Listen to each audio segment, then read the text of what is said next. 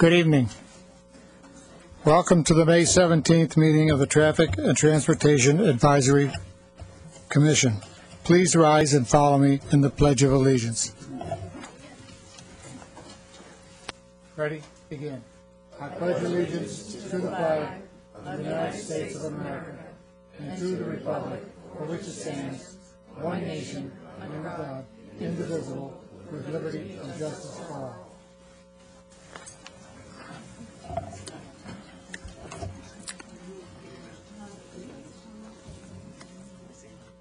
Mrs. Bravo, would you please take roll? Commissioner Garvin? Present. Commissioner Lemo?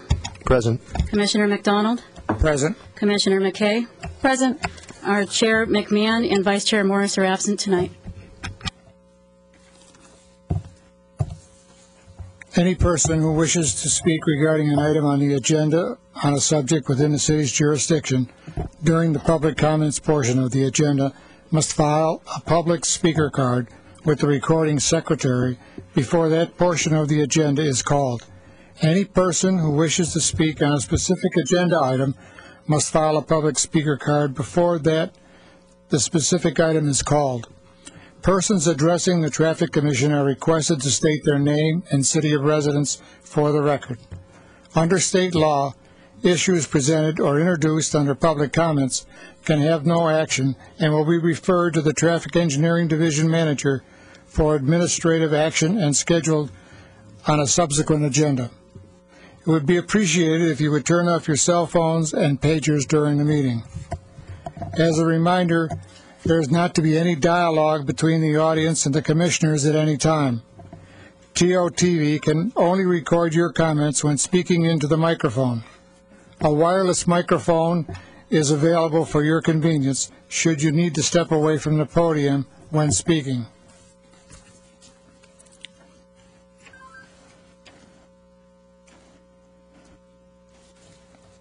The next item 4, is public comments. I have 2 speaker cards. One little comment on the lights on the podium. There is no red light tonight, so you'll get the green light for go ahead. The yellow light will then give you notice 1 minute before your 5 minutes are up. And when when the yellow light goes out, you're finished. Our first speaker is Howard Weisenfeld.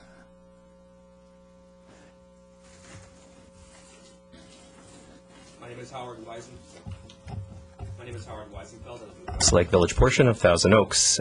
Here on the public comments section, I wish I wasn't here actually this evening, but I think it's important to continue the efforts to speak out on some issues regarding our area, in particular Valley Spring and Upper Ranch Road. While we appreciate, a number of us who live in the area appreciate the efforts of the Traffic Commission and the city have done to start the process to hopefully make some more positive changes there, there's one of the areas that seems to have not really happened is the enforcement of traffic enforcement. It is my request that by coming here, and there's someone else here as well, and others who are not here this evening but who expressed the same feeling, that we ask the Traffic Commission to request the Traffic Department to bring some more enforcement up into our area and to try to deal with the issue of speeding, especially on Upper Ranch Road. It doesn't necessarily have to be during the main rush hour times.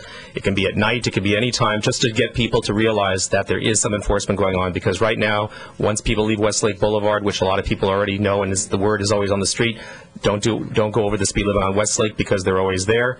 Once they get off of that, they don't think there is anybody, and they'll just race right through.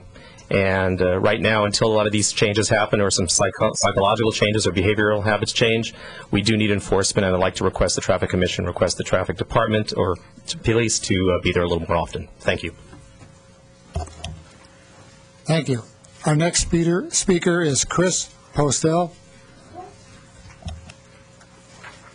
Good evening. I'm Chris Postel, and I live on the Westlake area of Thousand Oaks, and I live on Upper Ranch Road.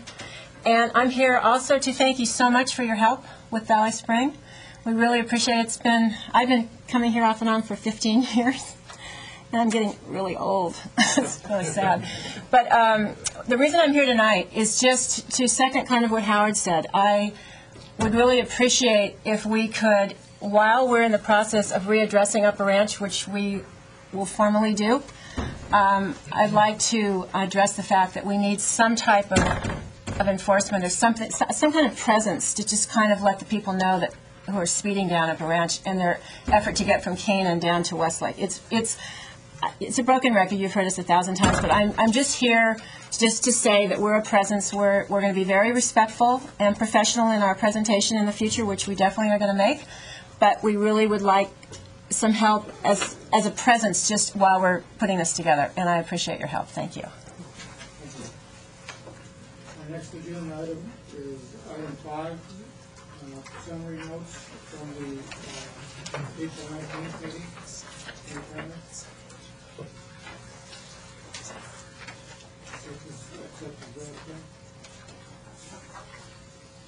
We'll accept it as it is. The next agenda item is agenda item 6A, traffic calming measures for Camino Manzanas. Mrs. Bravo, will you please announce the community meeting? This is a time and place to discuss traffic calming measures on Camino Manzanas.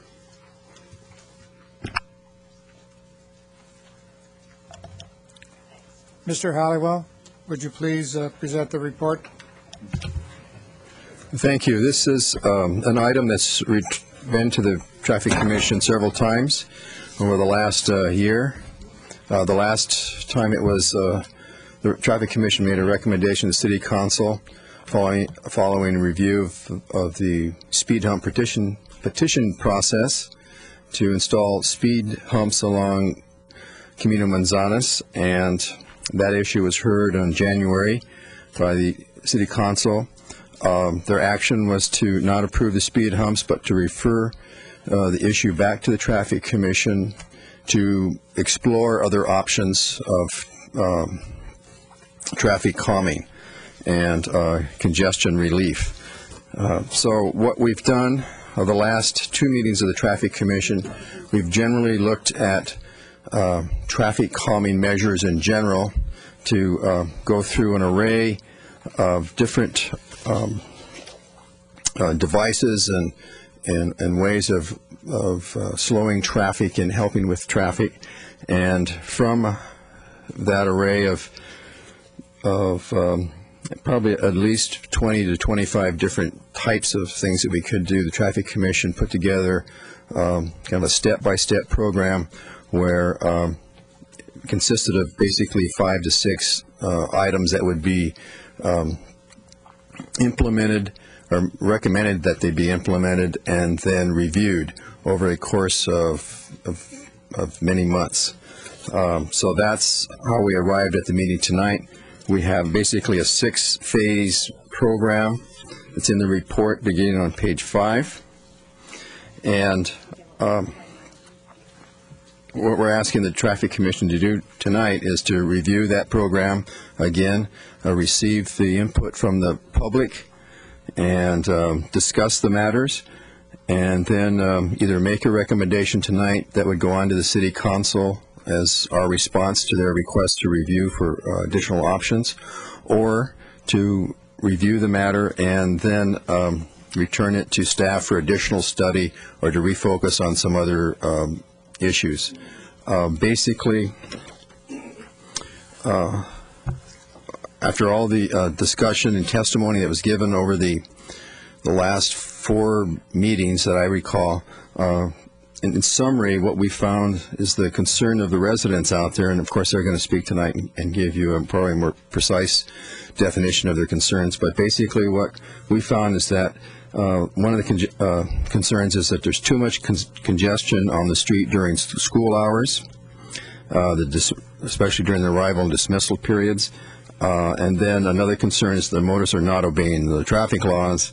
And the third one is that during non-school times, there's speeding on the street. And the fourth item of concern was the amount of cut-through traffic. We have done several different types of engineering measurements out there. We've counted the traffic, we've counted the speed, and all their past reports, and I know all the residents have all heard all this, but we've evaluated the conditions there, and that's how we came up with the prior recommendation. through the petition process for the speed humps. But now we're looking at other measures at this point, because I don't think we can go back to the speed humps based on the city council direction. So we have the items that are in the main report. I also passed out to the commission, and and to several of the members that were here when I passed it out. There's some on the table over there, but there's an additional item here on stop sign information. That was one of the concerns that came out of the city council meeting, was that we look at stop sign possibilities. We did that during the review process when we compiled the reports for the Traffic Commission several months ago. So we again reviewed it, and that's how we came up with this little packet of information. Basically, we looked at several areas of criteria where a location would be eligible for a stop sign. Basically, it involves traffic volume and sight distance. And after going through very careful analysis, as you can see in the packet here, there's narration parts, there's a table, there's charts, there's standards, there's also an analysis there, the intersection warrant, where we count the number of cars, compare it to the state standards. There's some aerial photographs showing how we measured the sight distance, and at two of the locations, we don't have it in there for every location, but we did measure every location, just so we don't have the pictures for it. But these were the two worst cases, I guess, out of the 5 or 6 intersections. And out of all that, we could not find one intersection that met the requirements, the state requirements or the city requirements, to put in a stop sign, a fully controlled stop. So that would be like a 3-leg intersection, that would be a 3-way stop. A 4-leg intersection, that would be a 4-way stop. There's already single stop signs out there on T intersections. So that's additional information for you tonight. And I guess I'll just say a few more things about traffic calming. Speed humps are traffic calming, as well as many other things that have been tried in the past by other agencies and other jurisdictions. What we compiled here in the information that we sent out to the residents in that flyer, and that the notice flyer, was the results of what this commission did after looking at things that are listed in Table 1 on page 17, as well as some other input from the Traffic Commission. And from that, it is our hope that we can move forward a little bit. The first phase of the program is basically an information installation. This is the radar speed feedback sign. That's phase 1. It's a fairly simple item we can do. Phase 2, which is actually shown on page, let's get the right port. Phase 2 is the flashing beacon system, and phase 3 is the parking lane striping option. Those 3 phases, we could do those 3 phases fairly easily in-house. That's after the review period, and we go back to the Traffic Commission when we get to the 4th phase, and probably the City Council also, because that's when we're going to have to implement additional funding, additional resources, and do some fairly extensive design work. So if we get that far, the idea is that we take a step at a time, see, by putting in one traffic control device, evaluating it, increasing enforcement, and then checking the results, we see if we achieve the results that we're trying to get here. Based on what we understand the citizens need out there, and what the condition is that there's a lot of traffic there during a short period of time when school's in, and then there's the speeding concerns and the shortcutting concerns. And traffic calming is not going to solve all that, because we're trying to solve a congestion matter with a speed matter, and with one or two devices, and that may not be practical. So I think I'll end my discussion and answer your questions. Thank you. Thank you, Mr. Halliwell. I would like to compliment your division on doing an excellent job on the report. It's well put together, especially with the maps and the stop sign presentation. Is there any comments from the commissioners? I've got a couple questions. I think it's a very thorough report as well. My questions, I'll apologize up front, are probably more from just a regular guy on the street kind of situation. First of all, in regards to Phase 1, I'd like to know if you think there's a real cost to benefit there. It seems that these may work for the regular folks for about 2 or 3 weeks until they realize it's more of a notification than anything. So I'm a little concerned about that. And my other comment is there any reason that 3 or 4 of the best ideas, why it's practical to phase them in, as opposed to, if they're good ideas, let's throw as much as we can at it. Because there's time in design and engineering and things that we're not even estimating yet. So it could be 2 years before we get down that road. And just with the current value of money in construction, the estimated figures could be off by as much as 30%. So if you could just comment on those two things, I'd appreciate it. Okay, Part A, the radar speed feedback sign is a device that's mounted on a pole, and it has speed limit posted there and fixed numbers, and then there's a blank screen, and then when a vehicle drives down the street, it detects their speed and it says your speed is, and so it's a more of an educational device, telling people, reminding them that they should be going 25 and not faster. Whether or not it works or not, we think it has some educational benefit for the short period. It's been it's the same thing as the trailer, the radar speed trailer. We notice benefit in that during the short period, but then after a while people get used to it. So it may not be a long-term solution, and but it's a step. I mean, that's one of the concerns is speed. So when the school's not, when children are not arriving or being dismissed, so that's an item. And then Part 2. Well, before you get to Part 2, just one other thing. I have no idea what the cost involved is on this, but for a while, it seemed on Lynn Road, they had devices like that. But I saw a device today that worked better than any device I've ever seen. There were about 6 or 8 of us going with the flow of traffic, which was clearly over the speed limit.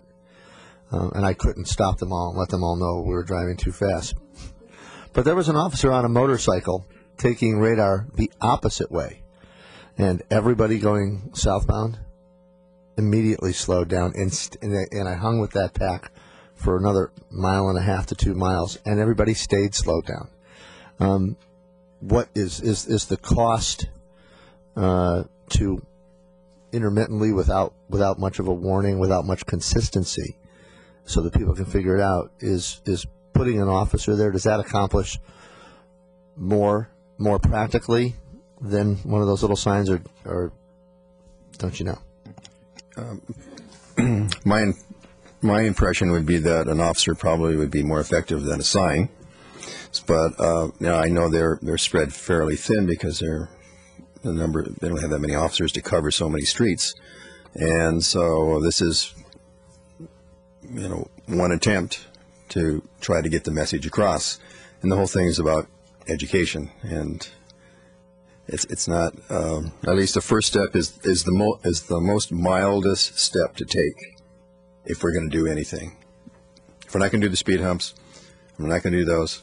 So the next step, take another step. So we're starting out, and the whole, this is part of response B, is we take the smaller steps, the less impact, the less restrictive impositions on on the traffic, so and then test for the results.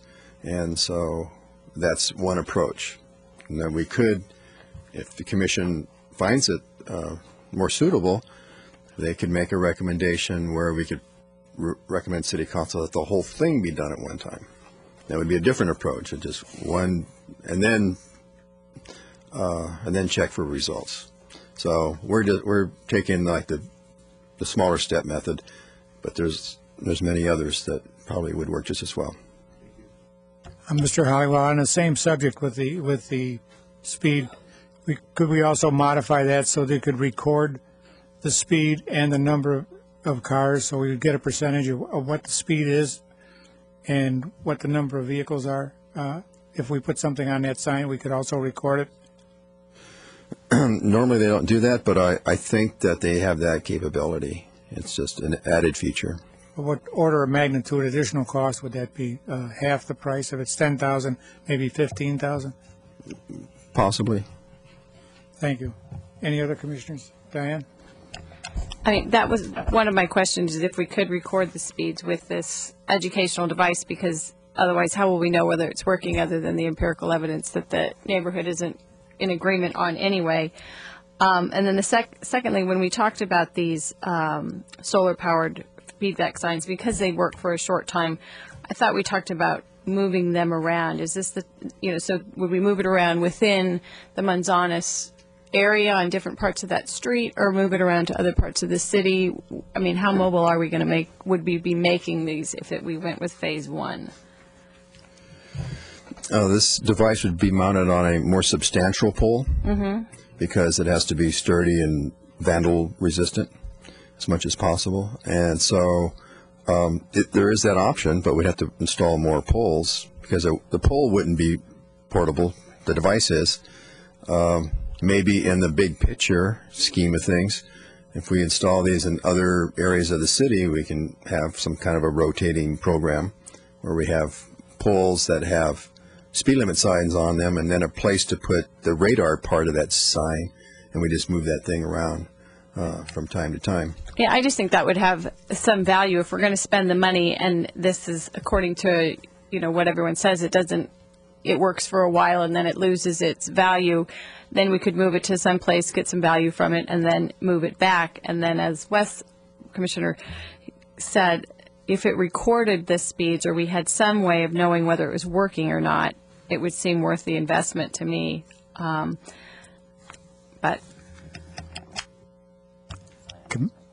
Commissioner Garvin? Two questions I had. One, considering additional police enforcement, which may not be a possibility all the time, but I know we have the volunteers in policing available here in Thousand Oaks, and I'm not sure how effective that might be or if they're available, but that might be one additional consideration to try to have a car or unit parked there on a fairly regular basis to try to increase visibility, at least looking like police enforcement. And secondly, a question on the speed limit, the radar speed limit signs that we're talking about now. In reality, it's the same thing as a mobile trailer, my understanding. Is there a cost difference between getting the mobile trailer and parking that, or you think that's just something that can be more easily vandalized or moved?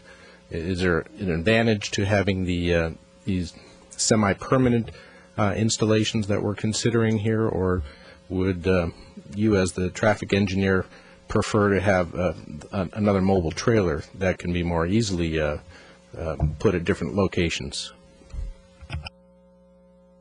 The first part, the Volunteers in Policing program, Sergeant Kinney is here tonight. He might want to say a few things about it, but I don't think they use the personnel for enforcement purposes.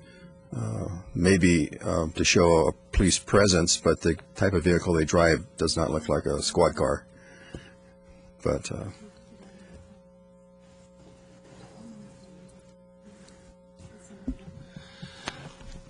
currently, our volunteers in policing are dedicated to some significant tasks. They put in a tremendous amount of volunteer hours, and because of the type of vehicle that they do drive a Crown Victoria, but it's painted completely white. It has a complete amber light bar instead of one that's red and blue. I'm not sure that them parking on the street would necessarily have the effect that that you would desire. It's something obviously that we can look at. We can try it because we're, into trying all sorts of new stuff, and I'll take that up with Barbara DeAngiu and suggest and see what she wants to do. And then the second part of your question was about the trailer versus their permanent installation. We have 6 or more trailers already at the police station, and they're used on a regular basis, and they're moved around the city all the time. This would be the permanent installation would have the advantages with that. We can just leave it out there day and night, and if we add the recording feature to it, that may be an additional benefit. So we would prefer probably the permanent installation, because the mobile trailer was dropped off and it's picked up at the end of the day because of vandalism reasons and security reasons. All right, let's move along then. Anyone wishing to address the commission on this agenda item may do so by filling out a purple speaker card or a blue written statement card. A green light on a podium indicates the timer has begun. A yellow light will show when there is 1 minute remaining, and as I said earlier, the red light doesn't work. So when the yellow light goes out, you're out. And it'll be 3 minutes. Yes.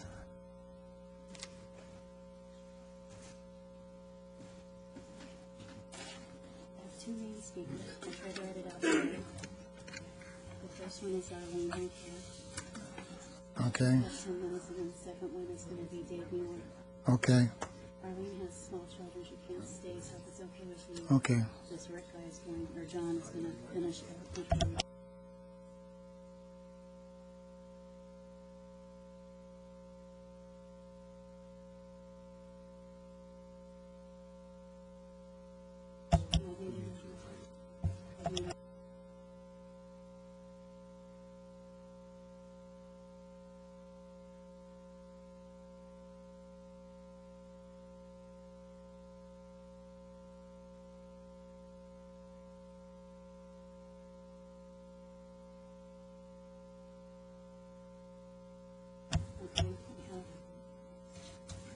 Speaker cards, okay. All right, my mistake. Each speaker will be allowed 5 minutes. We have 2 main speakers, 1 pro, 1 con. And each one of the main speakers is allowed 10 minutes with a 5-minute rebuttal. And I will take the first speaker, Arlene Sarin.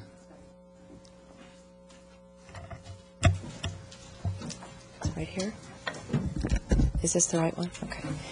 Hello, good evening. My name's Arlene Sarian, and I live at 488 Camino Manzanas. And I speak on behalf of myself and some of the neighbors who are partly in favor of some of the new proposals, and definitely in favor of implementing speed calming measures.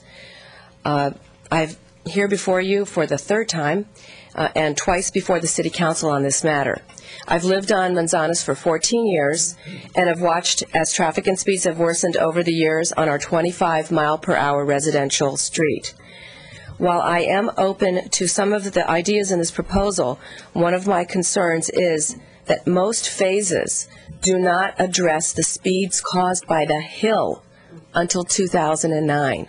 That is our real problem.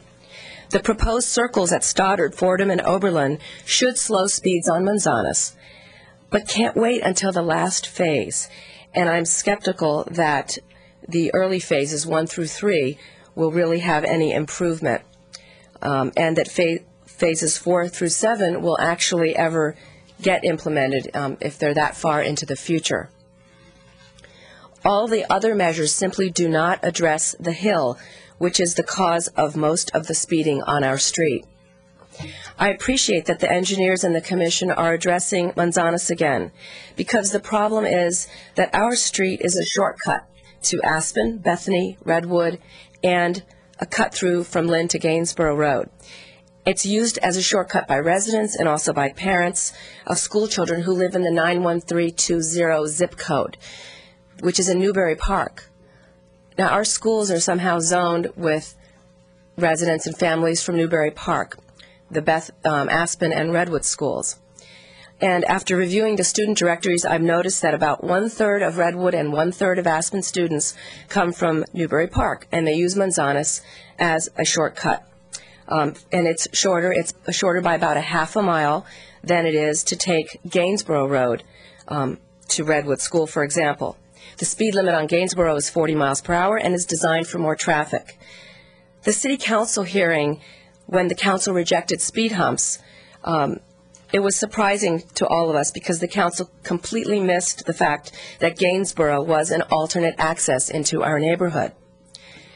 In these new proposals, as in the speed hump proposal, emergency vehicles can access over 180 homes in the area from Lynn Road, turning directly from Lynn onto Campbell, without having to go around any of the circles, and previously also any of the humps.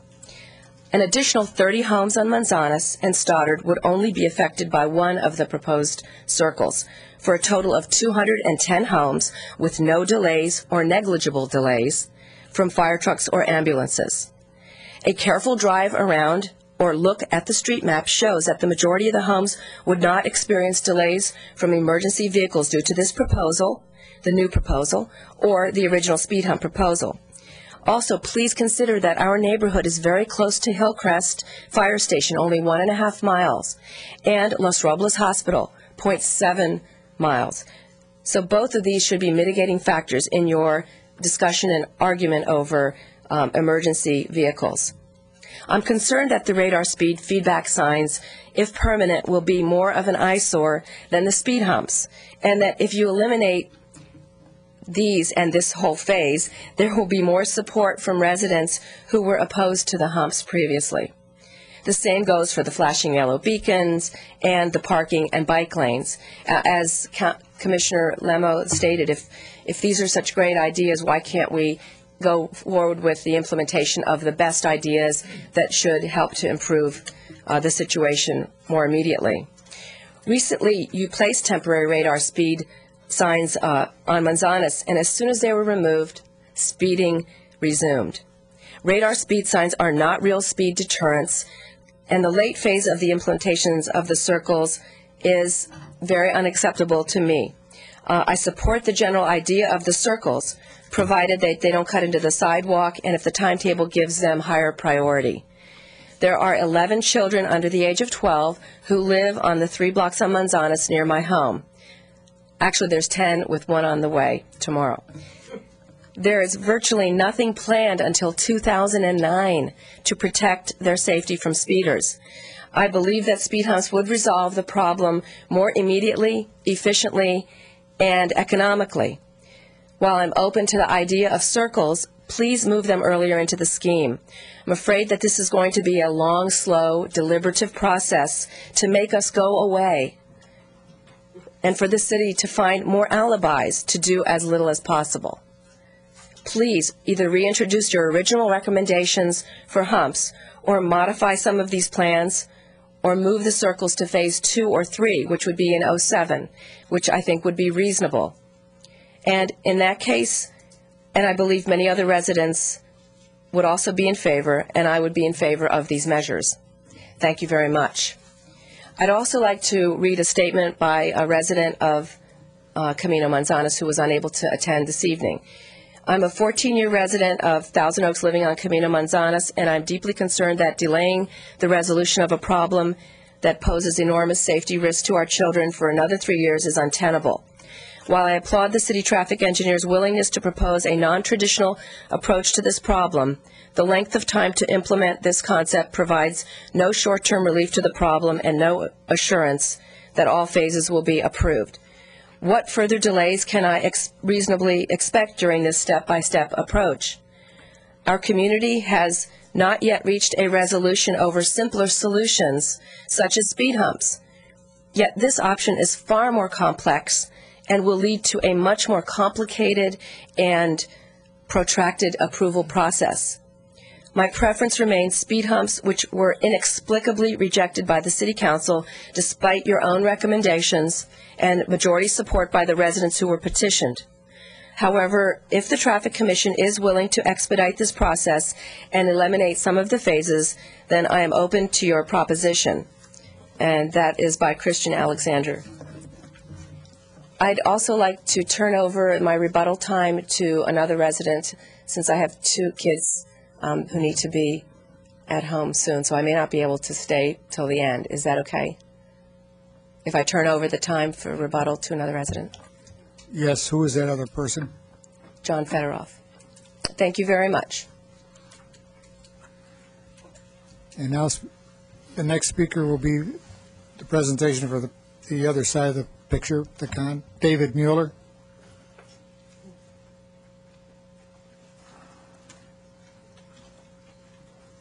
Good evening, Commissioners and staff. My name is David Mueller, and I'm a 36-year resident on Camino Manzanas.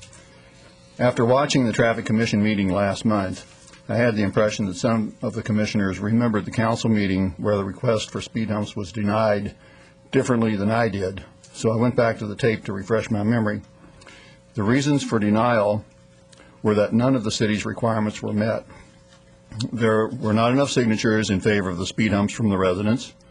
The traffic volume did not meet the minimum requirements, and the staff report confirmed that the prevailing speeds on Camino Manzanas do not meet the minimum standards. None of the 3 criteria were met.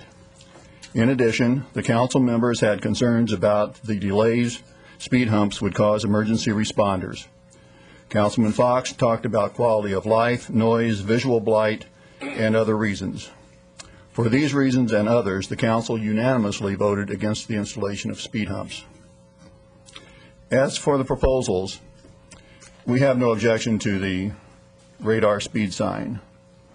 The flashing yellow beacon at the crosswalk at Oberlin is seldom used by anyone to cross Camino Manzanas.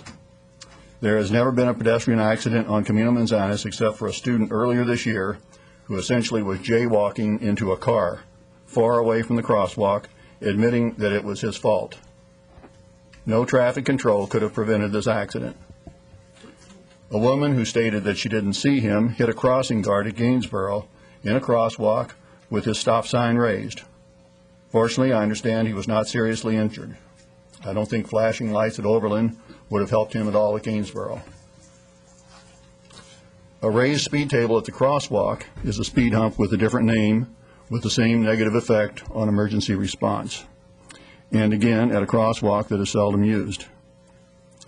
The traffic circle at Oberlin and any other measures that reduce or eliminate street parking will cause more problems than they cure. As we all know, at dismissal time and special event times at the school, there is never enough parking presently. If the city were to incorporate all the measures contained in this report, our neighborhood would be awash in signs, paint, curbs, noise, stripes, lights, circles, decreased parking, increased congestion, and a cost of over $200,000.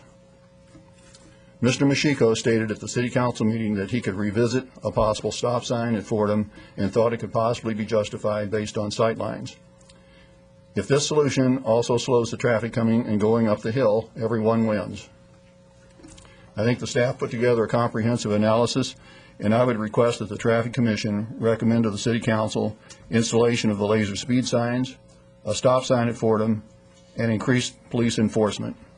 These are the most effective, practical, and economical solutions to a speeding problem, which by the city's own survey is admittedly minor and less than a typical residential street in Thousand Oaks.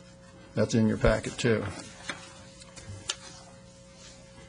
Actually, the issue of speed humps should have never made it out of Public Works Department in the first place. The city studies do not support excessive speed, do not support excessive volume, and did not, in the final analysis, have all the necessary resident support. It didn't miss one of the criteria, it missed all 3. From there, it grew into a Traffic Commission meeting, and then another, then a City Council meeting, another Traffic Commission meeting last month, and another tonight. Now it's morphing into a full attack with the potential of a 6-headed snake. When I think of the hours of staff time, commission time, council time, and resident time that has been wasted trying to solve a problem that didn't exist in the first place, it makes my head hurt. Is this destined to go on forever? Please put a stop to this madness tonight. The problem with Camino Manzanas is Redwood and the policies of the school district. Migrating the 6th grade to an already overburdened school and neighborhood infrastructure was unconscionable. If moving the 6th grade to middle school is such a good idea, why not move the 8th grade to high school? Many school districts are returning to a K-8 structure. This would eliminate the overcrowding at Redwood immediately. With the $20 million they spent on 4 nice-to-have but certainly not essential gyms, they could have built another middle school and relieved some of the overcrowding at Redwood. Is anyone at the district looking for funds to resurrect busing, which could be used to reduce the number of SUV trips on Camino Manzanas? Could we use the mostly empty city buses to transport kids at opening and dismissal times? Why doesn't Redwood use some of the field area along Gainsborough for an adequate parking lot and route traffic off Camino Manzanas? It seems the board would rather bicker about the content of textbooks and school calendars than build new schools and fund buses. We can hardly wait until they open a Boys and Girls Club at Redwood and further add to the traffic woes, along with the 60 additional 6th graders that are coming next year. The problem with Camino Manzanas is not speed. The city's traffic studies have confirmed that. It is congestion, and the solution lies with the Board of Education. Thank you. Thank you.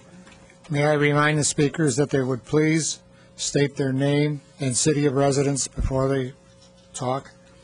The next speaker is Stefan Spechel. Stephen Speicher. Speicher. Oh.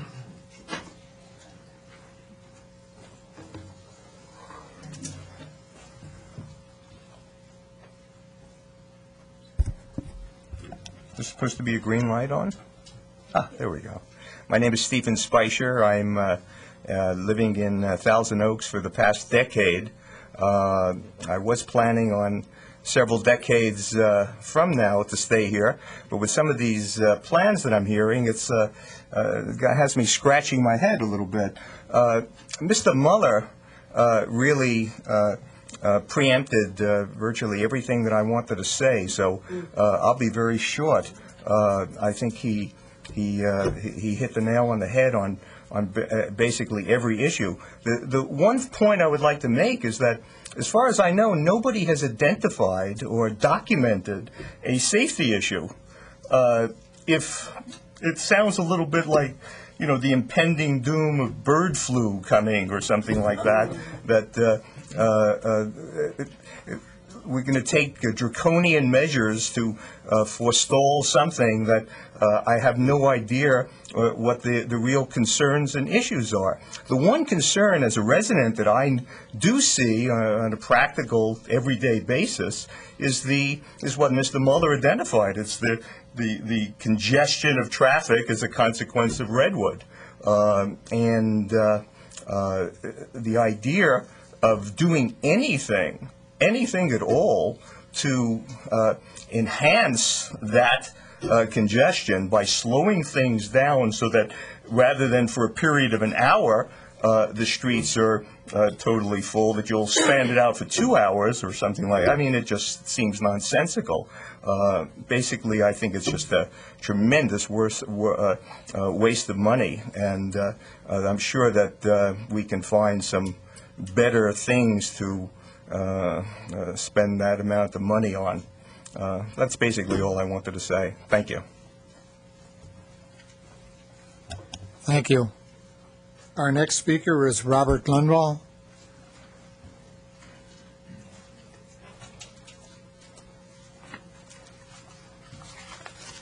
My name is Robert Lundvall. I live at 318 Camino Manzanas.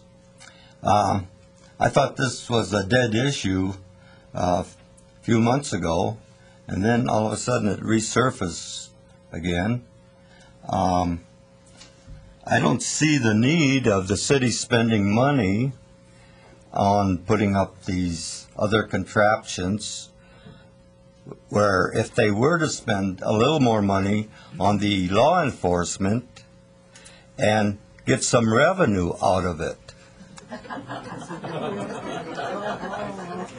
What really slows people down is when you dig into their pocketbooks.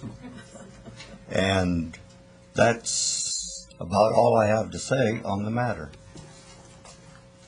Thank you. Thank you. Our next speaker is Erica Liederberg.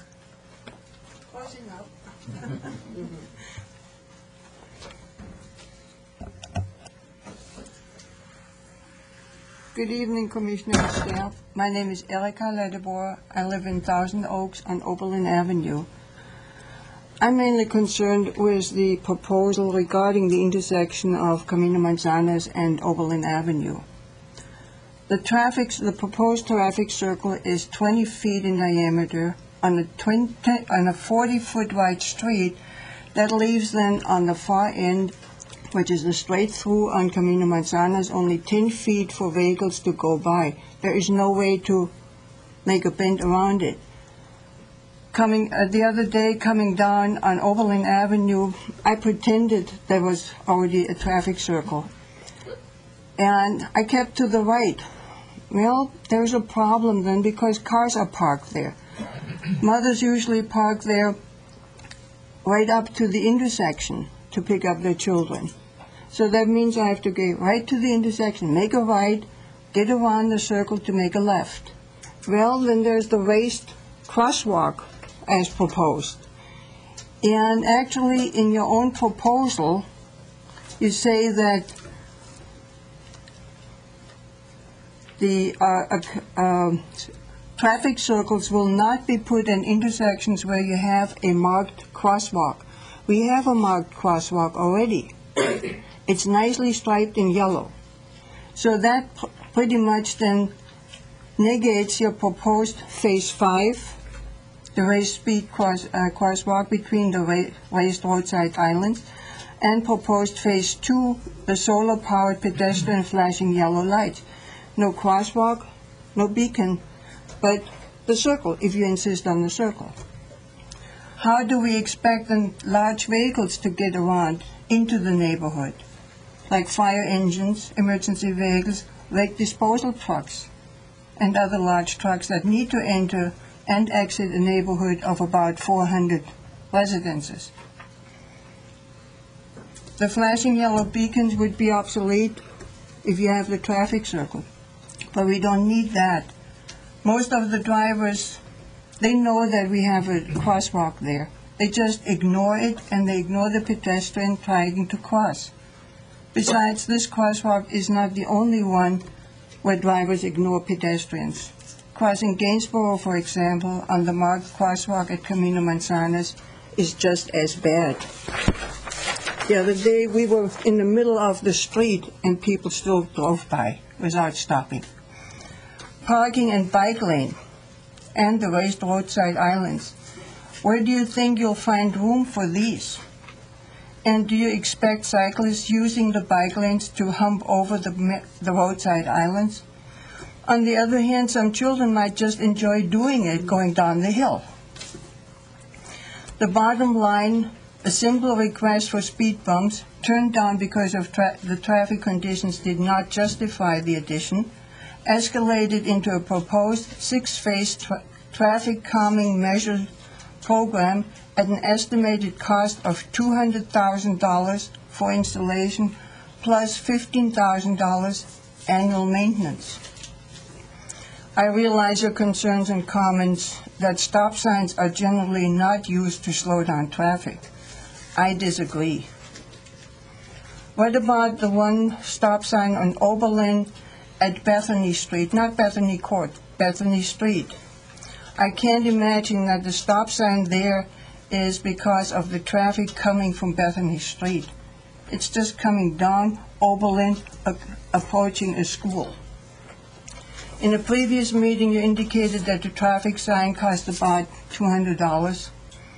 Adding to a new 4-way stop sign at Camino Manzanas and modifying the 2 signs at Fordham to indicate a 4-stop will cost a lot less than your proposed 6-phase modification program. That first does not make sense, and is contradictory from one phase to the other. $700 to $800 total cost versus the $200,000 plus referenced above. I must be missing something. Thank you. Thank you. Our next speaker is Patricia Mueller.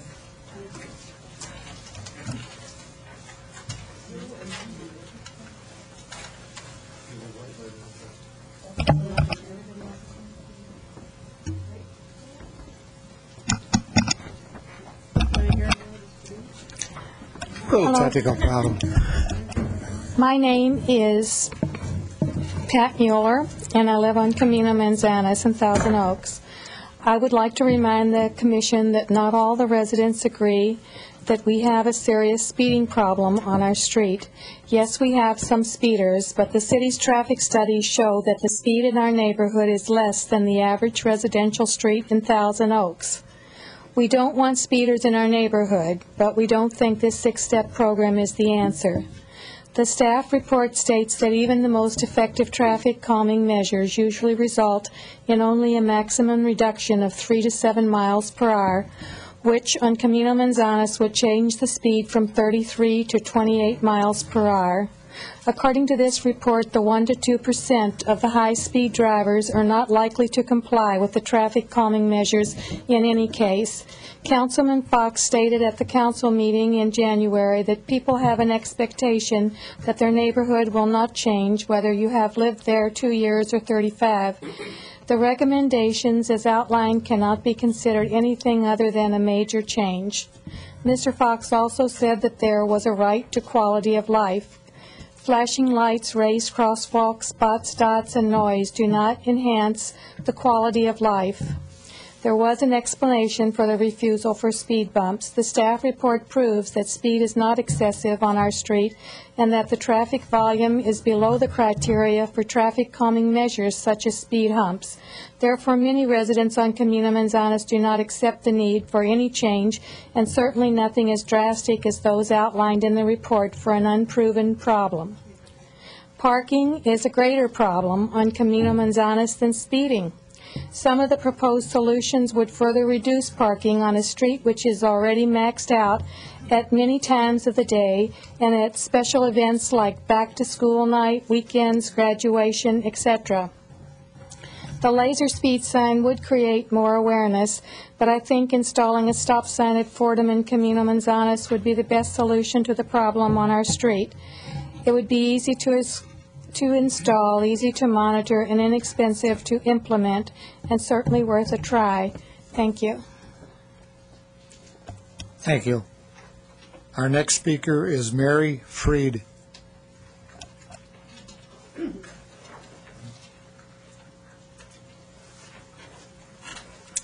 My name is Mary Freed. I live in Thousand Oaks. I've been in this neighborhood since '91. I know we can't talk to you guys, but can we ask staff a question?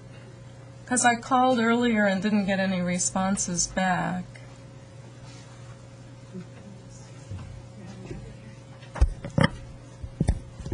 Is it possible to ask staff a question? Yes, go ahead. Okay, because I think that we saw this big when they stopped busing. You know, they used to bus the kids south of Lynn, used to come on a bus to Redwood, and when that stopped, and SUVs have just made matters worse. But have we contacted the school district? Have we discussed it with anybody on that side? Has any of this been approached? Well, the school district knows of the problems that the residents have, but we have not asked them to change their programs to fit. The school is a state organization, and they do how they want it organized. And sometimes, they're not going to make big changes. I know that in their programs. It's up to the city to make the streets. It would be good if we could work together on it, but I don't know. We haven't made that approach because of prior attempts in other locations that didn't seem to work, so. that haven't panned out. Yes. Yeah, that I'm not aware of. Because I was going to say, I think a lot of us would be happy to refocus our concern and to work with you approaching the school board to see if a bus could be reinstituted, certainly to bring children from the south of the freeway and do that kind of thing. But I'll go on a little bit. I also, we think alike minds. I had written down some notes about the volunteers in policing, and I think that maybe there is enough having a car there at times, or asking for additional police, a motorcycle officer, or somebody with a radar gun to try and do some of that kind of thing. But I see this as two completely separate issues, because when it's school in and out, it's stopped. You can't get up or down that street. Nobody could speed when their parents picking up. And I'm wondering if the light, we don't have a smart light to get out on Lynn. I'm wondering if we could update that light that would let more people out and get down out of the way, because sometimes they really do back up. But so that would be one of my concerns. And I'm wondering how high this radar thing on a pole, I've never seen one on a pole. I know what the little portable thing looks like. I'm wondering how high that would be, because I also teach at a junior high, not this one, but I know about junior high kids. And I was just wondering what the height of that would be. And also, is the data going to be able to be retrieved so that we would know, are people speeding and when, so that you could tell the police when would be the good time to have the officers out there. I think that would be helpful. I don't think any of the rest of it would be helpful, and especially this flashing yellow stuff. We have a crossing guard that the school pays for out on the gate already. I don't know what that salary costs, but it's there, and I agree, very few children go up to the Oberlin and use that. Usually they've already dashed across the street if they've seen their mom in the car. They don't go up and use crosswalks. And that's the nature of junior high kids. That's who we're dealing with. So, thanks. Thank you. Our next speaker is John Federoff.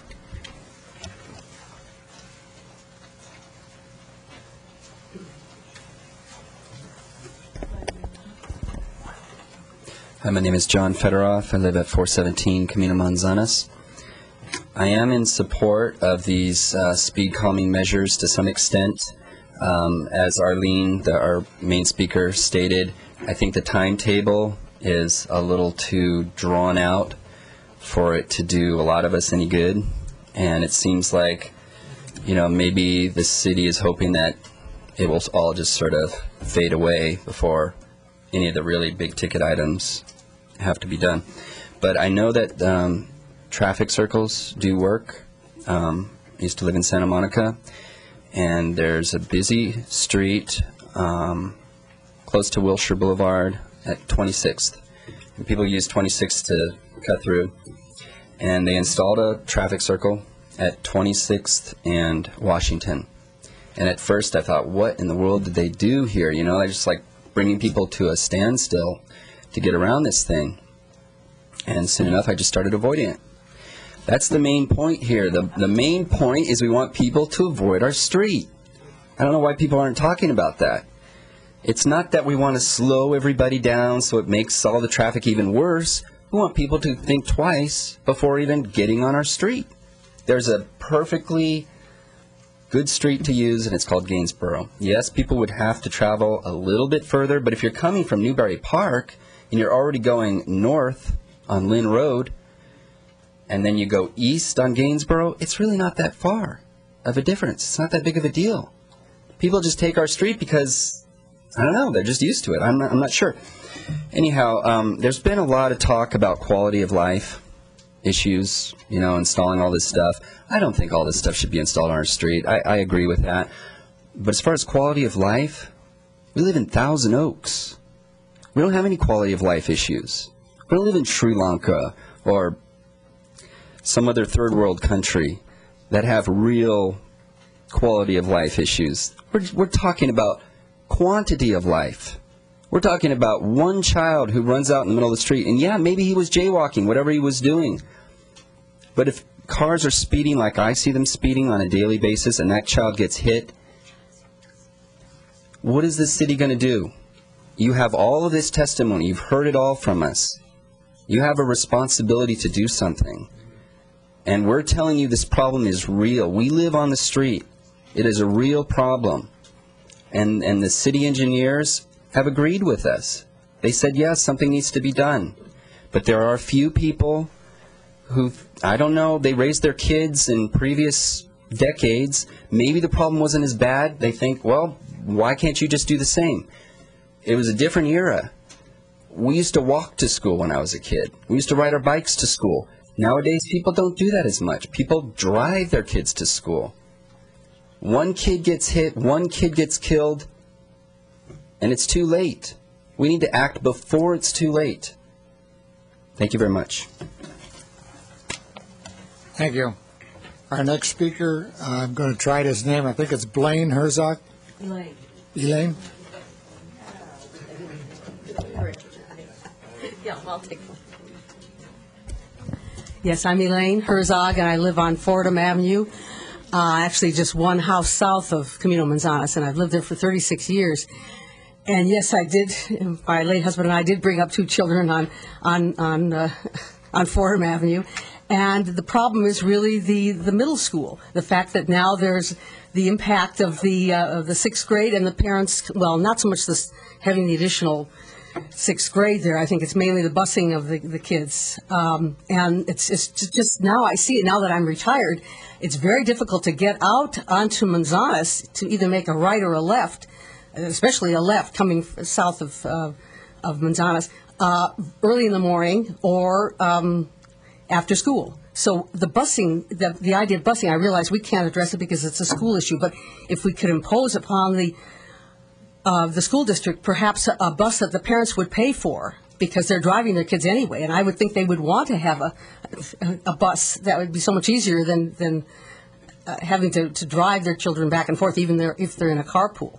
So I don't know, someone's nodding over there, but anyhow, or shaking his head. But regardless, I think that's the answer. It's really the volume of traffic at twice a day, rather than the speed may be a problem at times, but I see it as a volume of traffic, and that's my issue.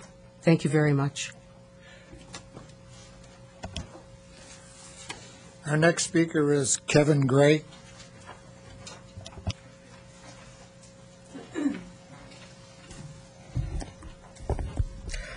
Good evening. My name is Kevin Gray. I live at 1484 Fordham Avenue. We've lived in Thousand Oaks for just under 9 years. I wanted to compliment the Traffic Commission and the engineering staff for this very thorough report. I'm very pleased to see this issue is still being considered and has not been tabled and forgotten. There is a problem with speeding. It's been documented. I deal with it every day because I travel along Camino Manzanas to get to my home. And I have nearly been run down by people coming over the hill going down Manzanas toward the intersection with Lynn a number of times. And as an earlier speaker pointed out, the problem really seems to be with the hill, the downslope on Manzanas heading down toward the intersection with Lynn Road. And another speaker also pointed out what I think is perhaps one of the better solutions, in my opinion, which would be a stop sign at Manzanas and Fordham. These other measures I think are very interesting. The radar sign, particularly if it could be a recording radar sign, that would give us useful feedback on when the speeding does occur and what the percentage of people who speed are. I think that could be extremely useful. Some of the other issues in terms of the traffic circles and such, I've never seen a traffic circle like you all are proposing, so I have kind of a wacky idea. Would it be possible to perhaps outline what one of these traffic circles would look like in paint in a temporary way, so we could get a bit of an idea as to just how much of an impact we are talking on the street and on the surrounding curb, the parking areas?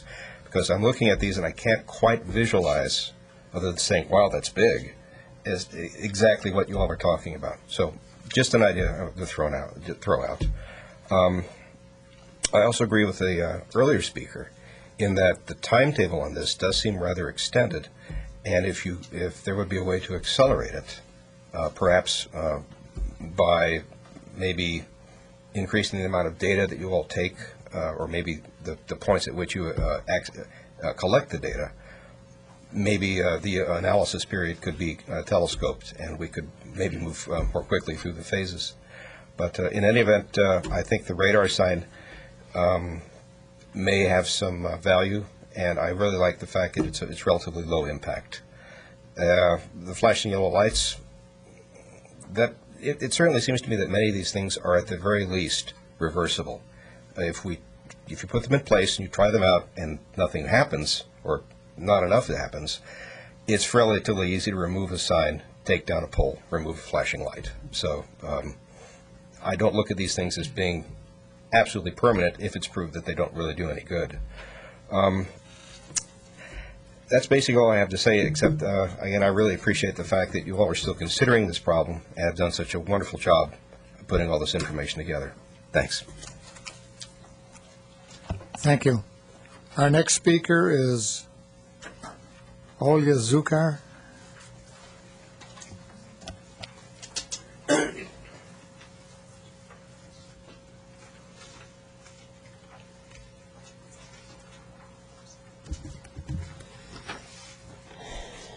My name is Olga Zuka, and I live on Ellsworth Court. The speed on Camino Manzanas has not changed since the time when we moved to our house 33 years ago. Our 4 children attended Aspen and Redwood School, and they had to cross Camino Manzanas on their own. At the time, there was a crossing guard at Oberlin, but they sometimes crossed at Fordham. The speed on Caminos Manzanas was not a problem then, and is not a problem now, as reflected in the reports from the traffic engineers and the lack of speed-related accidents. The real problem of Camino Manzanas is the volume of traffic that changed a lot over the years. All the neighbors complain about the volume and congestion at school time. Most of the calming measures proposed, except for the first one, are going to aggravate this problem by restricting the free flow of traffic, while what we need the most are ways to help the flow of traffic in order to alleviate the congestion. This congestion problem is the worst at both ends of our segment of Camino Manzanas. At the Lynn Road end, the street gutter has become very deep after many pavements resurfacing. It needs to be fixed so that cars do not need to slow down to almost stop to cross it. At the Gainsboro end, we need a traffic light because the lack of visibility from Camino Manzanas makes entering the intersection very difficult and dangerous. The light should be programmable to accommodate school activities and be red for Gainsboro only when cars are waiting at Camino Manzanas. Similar to the light at Lynn Road and Portofino Place. Having a traffic light at Camino Manzanas and Gainsboro will free the school crossing guard to be relocated to the Oberlin crossing like in the old times. Please address the real problem that is the congestion and help the traffic move rather than making it worse with obstacles. And if this commission does not want to consider a traffic light at Gainsboro, please let me know how many hundreds of signatures I need to collect to get this done.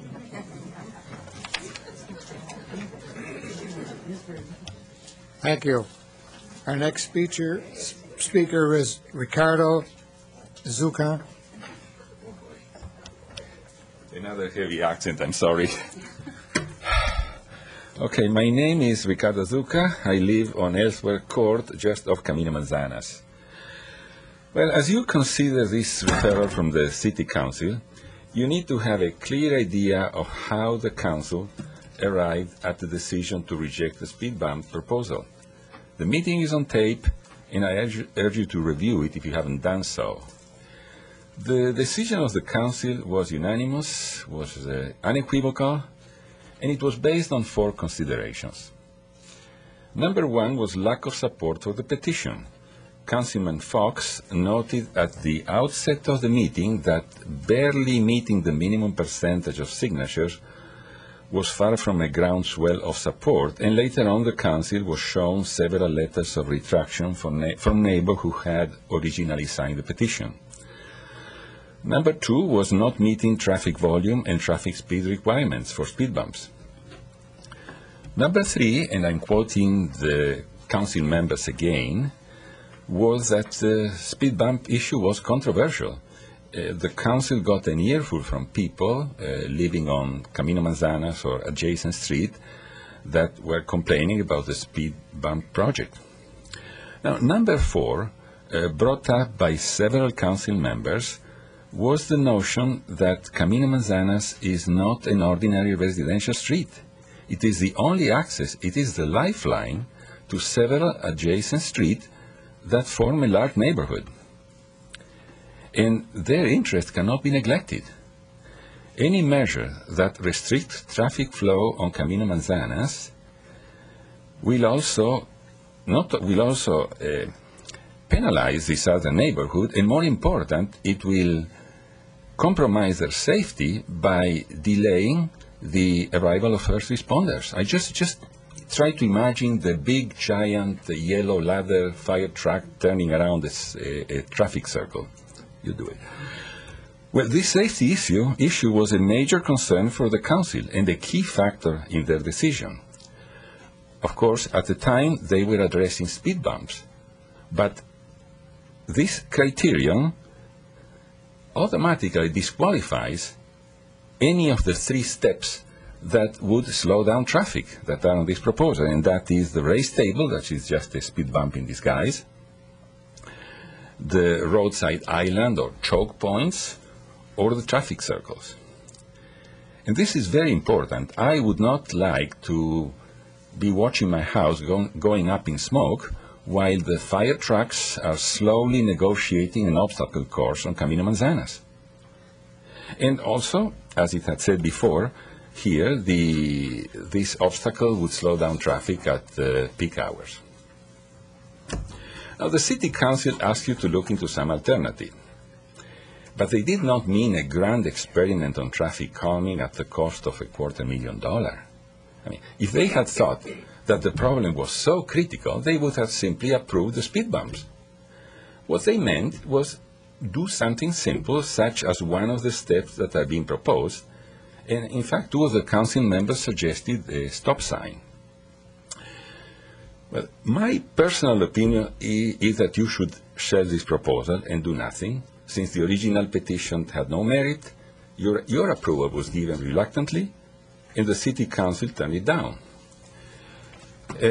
I also thought that if you want to make some goodwill gesture, you could implement one of the first 3 measures proposed that is controversial. But after hearing some of the neighbors here, I realized that you're being confronted with 2 opposite views, diametrically opposite. And I think there is a point where we can meet in the middle. Nobody will be happy, but that is the stop sign of Fordham. The stop sign will slow down traffic, maybe not as much as some people want, but it will do something, and it will not slow down the emergency vehicle. Now, one thing I'm asking you is, please, let's wrap this up once and for all. I mean, a disproportionate amount of time has been spent, resources have been spent in addressing an issue that is critical only in the eyes of a few neighbors. The incremental approach would require more studies, more reports, more meetings, and in the meantime, there are other important problems like the traffic congestion, the Gainsborough intersection that are not receiving attention. And then how about our overworked engineering staff? So let's just try to resolve this, come to a decision, and close this affair. Thank you. Excuse me. John Schulbaum.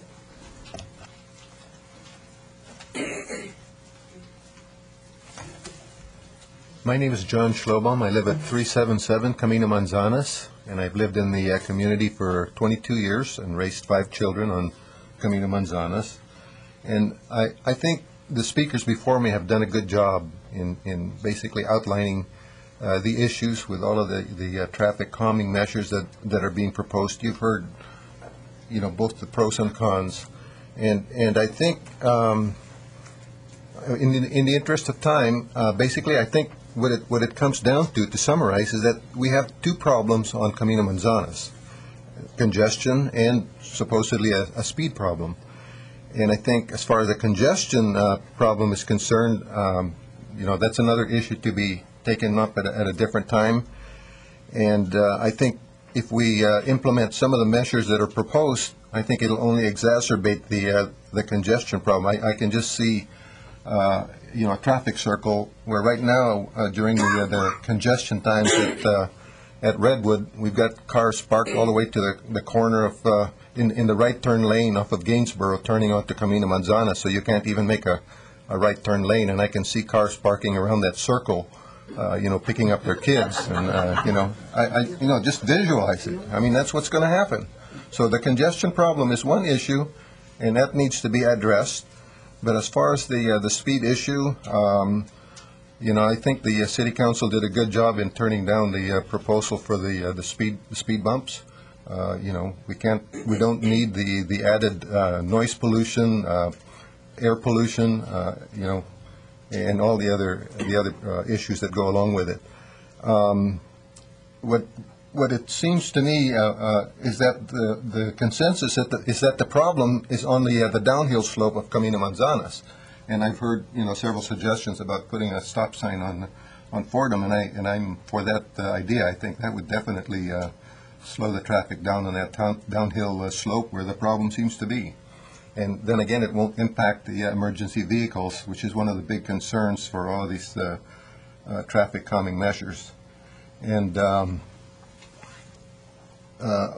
putting a flashing light, I just can't imagine someone, living right beside that flashing light, flashing all night long and, day and night. And, I just can't imagine how that could, how pleasant that would be.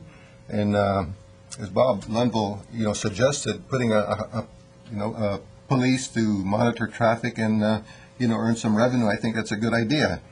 And I think a couple of days ago I saw something on the news where they had technology. One of the cities was putting in basically cameras that would take a picture of cars that were traveling 10 miles over the speed limit and issuing traffic citations based on that. That might be something that I don't know what the cost for that would be, but definitely something that could be considered. So to wrap it all up, I think if there are speed issues on Camino Manzanas, which I'm not really sure there are, I think a stop sign on Fordham would be the cheapest solution at the moment, and I think we should start with that. That's all I have to say. Thank you. Thank you. Our next speaker is Ann Riley.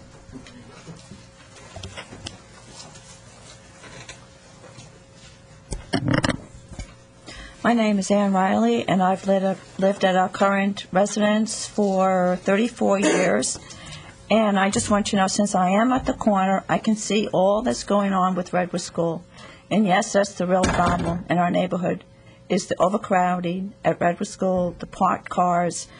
There is a crosswalk, and I sat and watched the kids. There were 3 kids that jaywalked, 5 kids that used the crosswalk. And I watched for the entire time. So there was a total of 8 kids. I don't see the necessity for pedestrian flashing yellow beacon for 8 kids. Either have a school monitor or a crossing guard for that. And I also observed that the cars did stop for the children. And since my kitchen faces Camino Manzanas, and I had the door open, the gate so I could watch, there was no speeders. Perhaps down the hill they're speeding, but there's no one speeding in that first portion of Oberlin Avenue. And as everyone has stated, perhaps a stop sign. But to go through all this expense an aggravation for the residents in this area. I don't see it happening. And I have to agree with most of the speakers. The problem is Redwood School. It's just too crowded. It was, since we were there since 1972, it wasn't bad. There was a bus. Kids walked. Now you have kids coming in from Newbury Park and from who knows where they're coming from. But that's the issue that we really have. That's the problem we have, is we need another intermediate school. We don't need all these Band-Aids. If you get rid of all the crowds, graduation, any function that goes on, you can't park. You can't back out of your driveway. You don't go anywhere for 20 minutes. Parents come to start parking at 10 minutes to 3. School gets out at 3:09, so parents are looking for places to park for 20 minutes. I'm there every day. I see what's going on. So I don't know how we can possibly get another school built, but either a stop sign at Fordham or have a volunteer police come and hand out tickets, get revenue from the city. And that's all I have to say. Thank you. Thank you. Our next speaker is Tom Riley.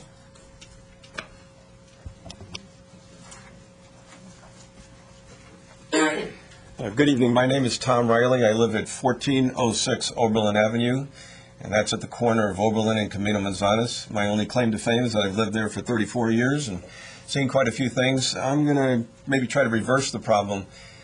The problem I see is just one, and that's that cars are going too slow. Twice a day, in the morning and afternoon, you can walk faster than those cars are driving up and down in Camino Manzanas in front of Redwood. And that's the primary problem. My wife and I have watched the street more aggressively over the last several months. I spoke at the council meeting when Dave woke me up out of my slumber and said, hey, somebody wants to put those hated, bone-jarring, suspension-breaking speed humps on the road. And I said, my God, I hate the ones that are on Oberlin Avenue right now that are the smooth ones. I'll hit them if I have to, just to get up to the top of the hill at Bethany. Then there aren't any more when you go down, and I'll avoid them any way I can after that. And when I discovered that there was a possibility that I could not get home, I couldn't even get home at all without hitting speed humps, well, that was just an absolute no-brainer. It was just, and I've talked to quite a few people about that. I was never asked to sign anything, and I live right at the corner of Oberlin and Camino Manzanas. I've talked to a lot of other people who said they'd be thrilled to sign a petition against humps. Now, I think hopefully humps are dead. I don't know if that's the case or not. We'll do whatever we have to stop that. Now, the real question is, and I think we're all searching for an answer, and we're searching for a tough answer, and we're having a hard problem because we don't know what the problem is. And unless you know what the problem is, you can't define the solution. Is the problem speeding? Well, we're not seeing speeding on our side. Now, maybe on the side from Lynn Road up to the top of the hill, maybe there is speeding. And I don't know what you mean by speeding. Is it 27 miles an hour? I can't tell the difference. When I'm going up the hill, and I don't look at my speedometer first, I can't tell the difference between 25 and 30. It's almost physically impossible.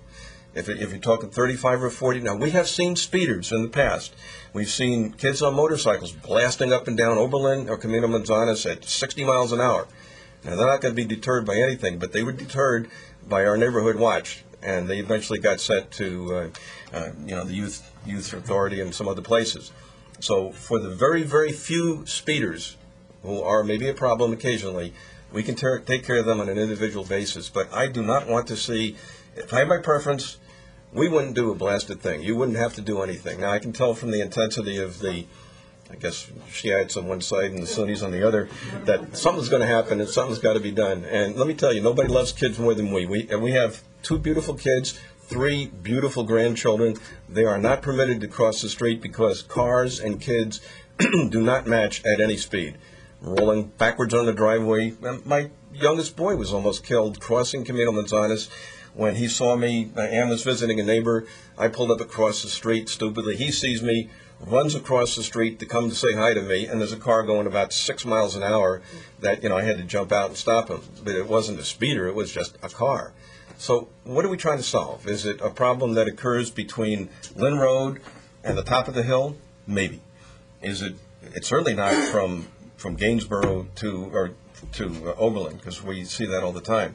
I think it's a perfectly good street. I hate to see it denigrated in any way. And I look at every one of these mitigation measures that you're talking about. Each one is an incremental decrement to our quality of life. And I hate speed bumps. Now, maybe that's me and that's a lot of other people, but when I'm irritated, that lowers my quality of life. I'd rather be sleeping on a couch right now. I mean, well, so maybe my quality of life tonight is a little bit denigrated. I don't know what the answer is. I don't know if it's a stop sign. I don't know if it's extra monitoring. It sounds like there is a problem. Maybe there should be more watchful observing. Maybe the neighborhood watch or the volunteer policing can be not as a deterrent, but as an observer. Maybe they can just look and see what is happening. Is it a few speeders? You're not going to deter the people that are coming from all over the nation, it seems, to get to all these schools, because they're going to get there one way or another, where they go across bumps or whatever. So that's just a problem that we have to deal with. But I don't like any of these things. Maybe a traffic circle with some pretty flowers in the middle. I don't know, maybe that's not so bad. I wish you the wisdom of Solomon, but don't even think humps, not even for a second. Thank you very much. Thank you. William Sanders.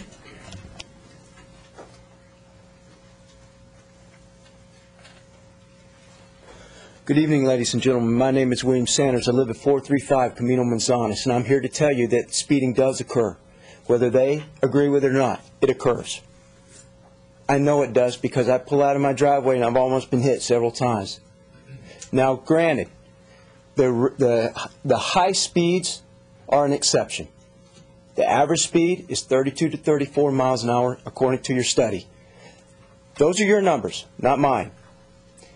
National Transportation Safety Board states that 25 miles an hour is a safe speed for a residential neighborhood. Not 34. Not 32. I promise you this from my heart. If I pull out of my driveway and I get hit or my children get hurt or killed, I'm coming after the city for its lack of doing something. Anything. Please. Bottom line is this. A lot of people may be opposed to the speed bumps. Fine. We're all exercising our civil liberties. Okay? Whether you agree with us or not. We haven't degraded anyone. We've come to you in earnest saying, hey, look, we've got a problem. The speed bumps were your ideas, or your traffic commissions. I suggested a stop sign at Fort Ham 4 years ago. Now, this is what we've come to. I don't want to see the city spend $200,000 on this. Granted, it may enhance or decrease the quality of life.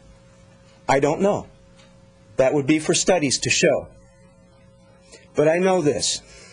There's an issue, and it angers me to see the city take so long to resolve a simple issue. And it angers me to sit here and see anyone degraded for their opinion. It's sad, and it's sickening. But I am here to address my issue, and that's the speed. We have three issues: volume, speed, and the heavy vehicles that come up and down. Well, the heavy vehicles haven't even been addressed. 18-wheelers that come up and down the street, usually making deliveries to Redwood. The volume of traffic comes from Redwood. How these issues can be resolved, I don't know. The school works on their own agenda. We know that. You cannot dictate to the school what they're going to do. You can't do that. And we can cry foul to the school district all we want, but that's not going to resolve our issues. What could resolve the issue is the stop signs on Camino Manzanas. It would divert traffic to Gainesboro, where it's adequate to handle the flow of traffic. There's a lot of parents and people are scratching their heads wondering why Gainesboro is not used more often. Well, from my understanding, the traffic line, in order to get into Redwood, is longer from the Gainesboro side than it is to just simply drop your kids off on Camino Manzanas. It's a matter of time and convenience for them.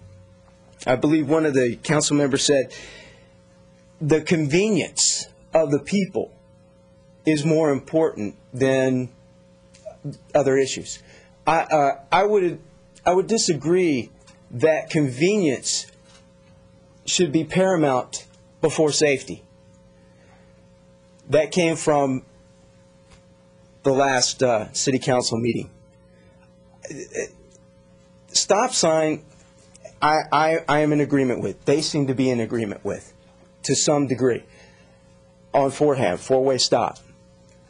I simply believe that this could be addressed by clearly putting more speed limit signs, putting a stop sign on Fordham, four-way stop, and limiting the amount of heavy vehicles that could go down Camino Manzanas by posting signs that say no vehicle over 3 axles, things to that nature. I really hope that this doesn't take another 4 years to resolve or another 2 years to resolve. It can easily be resolved simply by putting a stop sign. People are speeding. One end of the street is complaining about parking. The other end of the street is complaining about speeding. We're all complaining about the heavy load of traffic. If we could wave a magic wand and make this better, it would be really good, but we can't. Okay? So we bring it to you guys to make some tough decisions. I hope that this decision can be reached in a timely manner before someone does get hurt. Bethany and Oberlin, the reason that stop sign's there, I think we all know.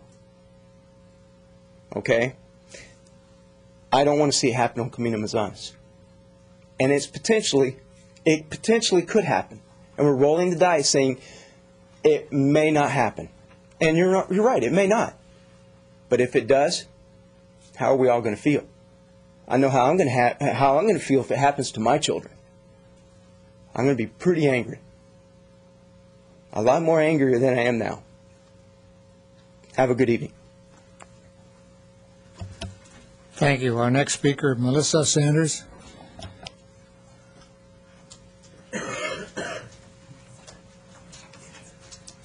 Hi, my name is Melissa Sanders. I live on Camino Manzanas.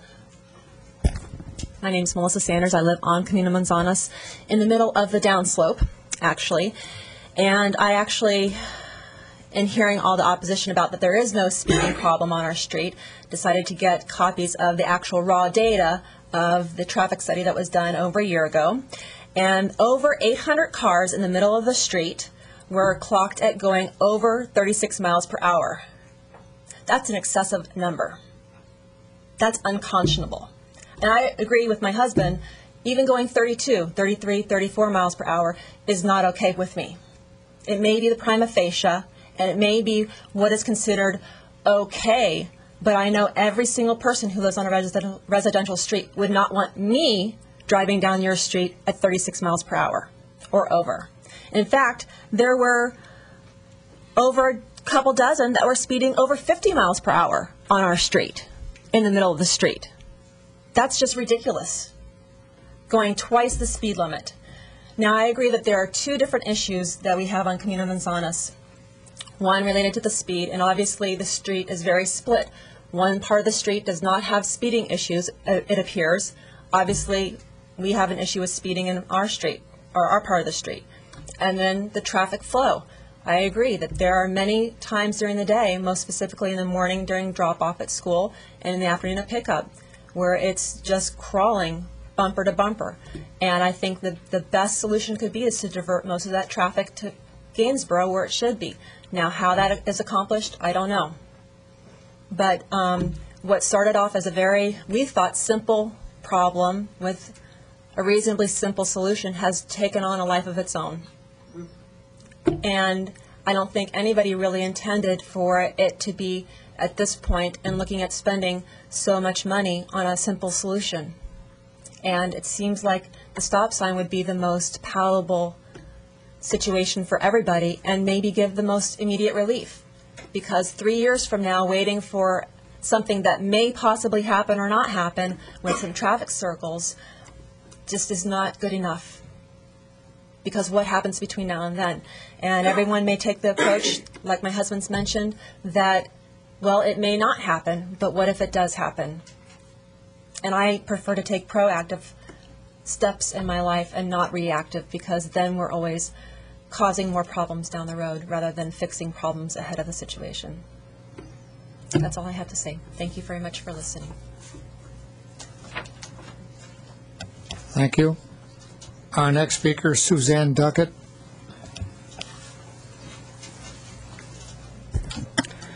Good evening, Suzanne Duckett. I live on Campbell Avenue.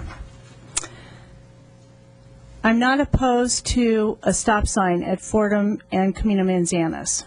So I would thank you if you could open up that bureaucratic book and where it says you're not supposed to put a stop sign, and you say, well, maybe we can do that in this case. That would be a good idea. To put a flashing light is not a good idea. I want to thank you for the radar speed signs, the contraption that would go on top of the pole. They're very effective, and they're very nicely, they look good now. There are different design options that I've seen out there with the speed limit and also the recording the vehicle speedometer right in front of you for you to see, to remind you. Because I think a lot of people in the community, if they're just reminded, will behave or calm down a little bit and go the 25 if they're reminded. I'm very optimistic. I think people will, a lot of people don't think what their speed limit is. And with that hill, you have to, when you're going down that hill, when you're descending that hill, your foot has to be on the brake to get 25 miles an hour. If your foot is not on the brake, you are speeding. It's a very high grade for a very short time. The city that the gentleman brought up is Beverly Hills. I just saw it on the news yesterday. They are now going to put cameras on their streets because of all their development. Has put all of the traffic onto their residential streets. And the residents are getting real upset about this. And they're talking about quality of life in their neighborhoods. So I think it would be a real good idea if we got in touch with Beverly Hills to find out what their program is, what they're doing, and how they're doing it. And I think it's a van that has a camera in it, and it's going to send out the tickets to collect all the money. Now, we don't need a van or a vehicle. I think if we get the speed limit sign with the radar reading and then a camera attached, we can get 3 in 1. So I think that needs to be looked into. And I would like to see this area be the beginning of the program. I think that we can be a test area in this community. I have owned a house on Camino Manzanas, directly across from from Redwood, the overcrowded Redwood School. I have owned a house on Gainsborough, at the corner of Gainsborough and Camino Manzanas. And I own a house on Campbell. So I'm familiar with Shadow Oaks and Eichlers. And there's a huge change in demographics in this area. Empty nesters are leaving, and more people are coming into our neighborhood with kids, because it's a great place to raise kids. Now, if the school district decides to continue on their path of cattling kids into these schools, that needs to be addressed. Cattling kids on campuses is not acceptable. We need more locations for schools. Now, Waverly Heights Adult School was built for a middle school, and that can be reopened for a middle school because Redwood has kids from Waverly Heights that come to Redwood. We have kids from Wildwood that go to Redwood. We have kids from University that go to Redwood. So they're not all coming from across the other side of the freeway. They're coming from Rancho Caneo, which does not have a K through 8 school as it should have. So we're getting more kids in our neighborhoods because the school district is cattling children on these campuses. That is the issue. More cars into our neighborhoods. This is not acceptable. So as a temporary solution, I would like to maybe see our traffic, which does a fine job, and I thank you over there, look into maybe the radar speed sign and radar equipment with the camera added. Thank you. Thank you. And our last speaker for the evening is Robert Veith.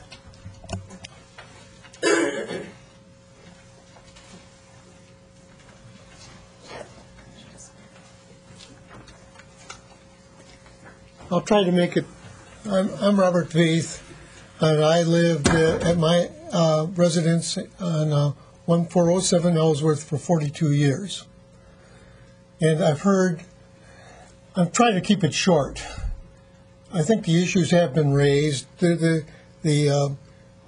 What really worries me is I see a very costly shotgun approach for solving a problem that I think won't get solved. So the return on your money, $300,000, I don't think is going to be worth it. We agree where the problems are, but if you look at the accident report, it shows you that they're at Lynn and down in front of Redwood School. Makes some sense. There are problems in between, but you're putting all your solution in between. I think that that's wrong. I do think that the idea of a stop sign, I don't know how it got rejected in the past, but it has been rejected in the past. It's probably a good thing to do. It's certainly cheap enough. I think more enforcement would help, but we've been told that that costs too much. I thought, why, for $300,000, I can put a police car, park it there, and occasionally man it and move it. And I'll tell you, there's nothing like a police car for slowing people down, especially if it's got a little radar-looking gun on the side. It works. It works with you people, I can tell. I don't know. There is the problem of congestion at Redwood, and I don't know how we solve that. But it is a terrific problem, and it really makes the whole situation a lot worse. And back on the idea of just hitting on the speeder thing, I think you're always going to have people break the law. And I don't know how you're going to evade a potential accident up on Camino Manzanas, because it is a street that probably serves a purpose it wasn't designed for. That is, it's a thoroughfare, lump it or like it, and there is no real solution by replacing it. You can't make it a pedestrian wall. That would really solve your problem. It just can't exist. It won't serve our situation. I will point out that 42 years ago, I did not buy a home on Camino Manzanas because I was afraid of raising kids on with that street in front of me. I bought one on a cul-de-sac. So the problem's been with us for more years than what people wish to admit. It doesn't really help you in solving the situation. It is that the street is doing something it really shouldn't be doing, carrying a lot of traffic, through traffic. Thank you very much. I'd like to thank all the speakers for making their presentations this evening. I would like to now ask the main speakers and Mr. Fedorov, if you would give me your 5 minutes for closing.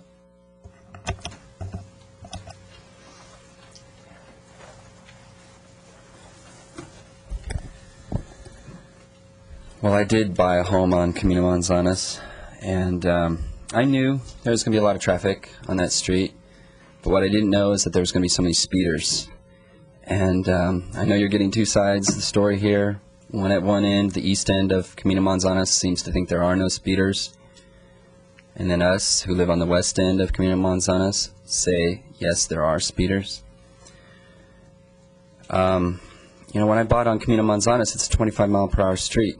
So is Ellsworth Circle, so is Fordham, so is Campbell, so is Stoddard. They're all 25-mile-per-hour streets, so why wouldn't I think it would be a safe street to raise my kids on? The opposition would say, no, there's no speeding problem, but for some reason after the city council meeting, several of them approached me and said, we do think there's a problem. One of them said he threw trash cans at speeders. Not quite sure what that accomplishes, but another one said, yeah, we agree that there's a problem, but we just differ on the solution. So we do. We differ on the solution. If you don't do something, we're going to have to do something. I've tried to run people down, tell them to slow down. That's probably not a good solution. Somebody's going to stop. Some guys do stop. And, you know, maybe they're not going to like me for doing that, but that's okay. Some people stare them down. Maybe that will help. I don't know. But we need something more than just the residents on the street trying to take matters in their own hands. We need you to act on our behalf. Two of the council members said, Mr. Fox said this. He said, we need to find a way to slow folks down. Okay, he acknowledged there's a speeding problem. Mr. Gillette said this. We need something more than just visual to find a way to slow people down. Something more than just visual. And one of the things that people are getting confused here is that they think that you have to, there's two separate issues, speeding and volume of cars. They're intertwined. Yes, the volume of cars has a lot to do with Redwood. But if you put speed calming measures in place, people will avoid our street because they don't like them. Just like Mr. Riley stated, he hates speed bumps or other obstacles that are in the street. We want people to avoid our street. Let me see if I can raise some of the points that were brought up. The main speaker said, we're trying to solve a problem that didn't exist in the first place, but then he went right on to say, the problem is Redwood. So he does say that there is a problem.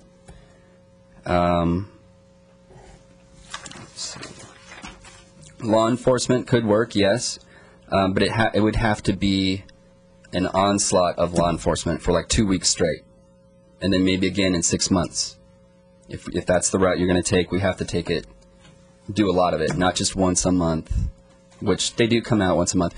But can I make a suggestion? When we've seen them out there during school hours, they're not catching too many speeders during school hours, but one of the residents saw them out there during maybe around 7 p.m., and he saw them catch a lot of speeders. People are speeding on our street. The police officers will tell you. One of the ideas, I'm not sure why it wasn't brought up, but is the idea of speed humps with voids to allow emergency vehicles to go through. The voids would be in the speed humps that would be at ground level and would be placed in the middle of the street at the width of the axle of an emergency vehicle so they could just go right through. You know, maybe that's an option, I don't know. One speaker said that you know, she crosses the crosswalk there at Oberlin, and most people just ignore it. They don't even stop for her. That may be acceptable for adults, but it's not acceptable for children. We've got hundreds of kids traveling up and down our street every day. It's just not acceptable for motorists not to stop for children. We just have a lot of speeders on our street. We have a lot of cars. We need something done. Stop signs, yeah, that may work, or one stop sign at Fordham may work, but as Mr. Helliwell mentioned previously, those can be a false assurance of safety because people will catch on that this stop sign is really here for no reason at all, and they'll just go right through it. So I don't want to be walking my kids across the street and some cars thinking, oh, this is not a big deal because there's a downhill right there, and not even going to see the stop sign until the last minute and just go right through it. Thank you for your time. Thank you. Mr. David Mueller? 5 minutes. Thank you. There are those who are in favor of speed humps and those who are not in favor of speed humps, and apparently those who are in favor of it can't accept the fact that the City Council said no to speed humps. You twisted my words about Redwood being a problem. Redwood is a problem because of congestion. Your concern was speeding. That we're on the same page there. You can have a stop sign at Fordham to provide proper visibility, and if it happens to slow people down, well, boy, that's a good idea, I think. I think everybody would be in favor of that. As a matter of fact, the whole room has said that would be a good idea, and I think the city, based on stop signs I've seen in other places around town, has ways that they can get a stop sign in there. You can put paint out there, stop ahead. That will cause cars to slow down coming down the hill. They'll have to slow down coming up the hill as well. I think we can come to an agreement that that could solve a problem for all of us with a minimum amount of disruption and everything else. You had mentioned about the child getting hit out there in front of school. The stated facts were that that car that the kid walked into was going 15 to 20 miles an hour. Now, what good would any kind of traffic calming measure do to prevent an accident like that? None. As far as the manhole, or as far as the traffic circle at Oberlin, there's a manhole cover right in the middle of that intersection, so I don't think you could put one there anyway. And I don't think that's a very good idea. Not to say that history is a predictor of the future, but barring anything else, that's all we have to go on. There have been very few accidents on the street since January of 2000 in Mr. Hellawell's report, and only one of those was attributed to speed. It seems that emotion, and one of the speakers was, God, if he gets madder than he was tonight, I don't want to be around. Emotion seems to cloud the facts. They perceive that there's a problem with speeders, although the traffic studies don't bear it out for excessive speed, and the city staff report says that traffic calming measures don't seem to work on excessive speeders anyway. Stop sign will solve the problem. It's a good place to start, and more frequent law enforcement. Nothing like a motorcycle officer with a radar gun to slow the traffic down. Thank you. Thank you. At this time, I will ask the commissioners if they have any questions of staff. Mr. Leno.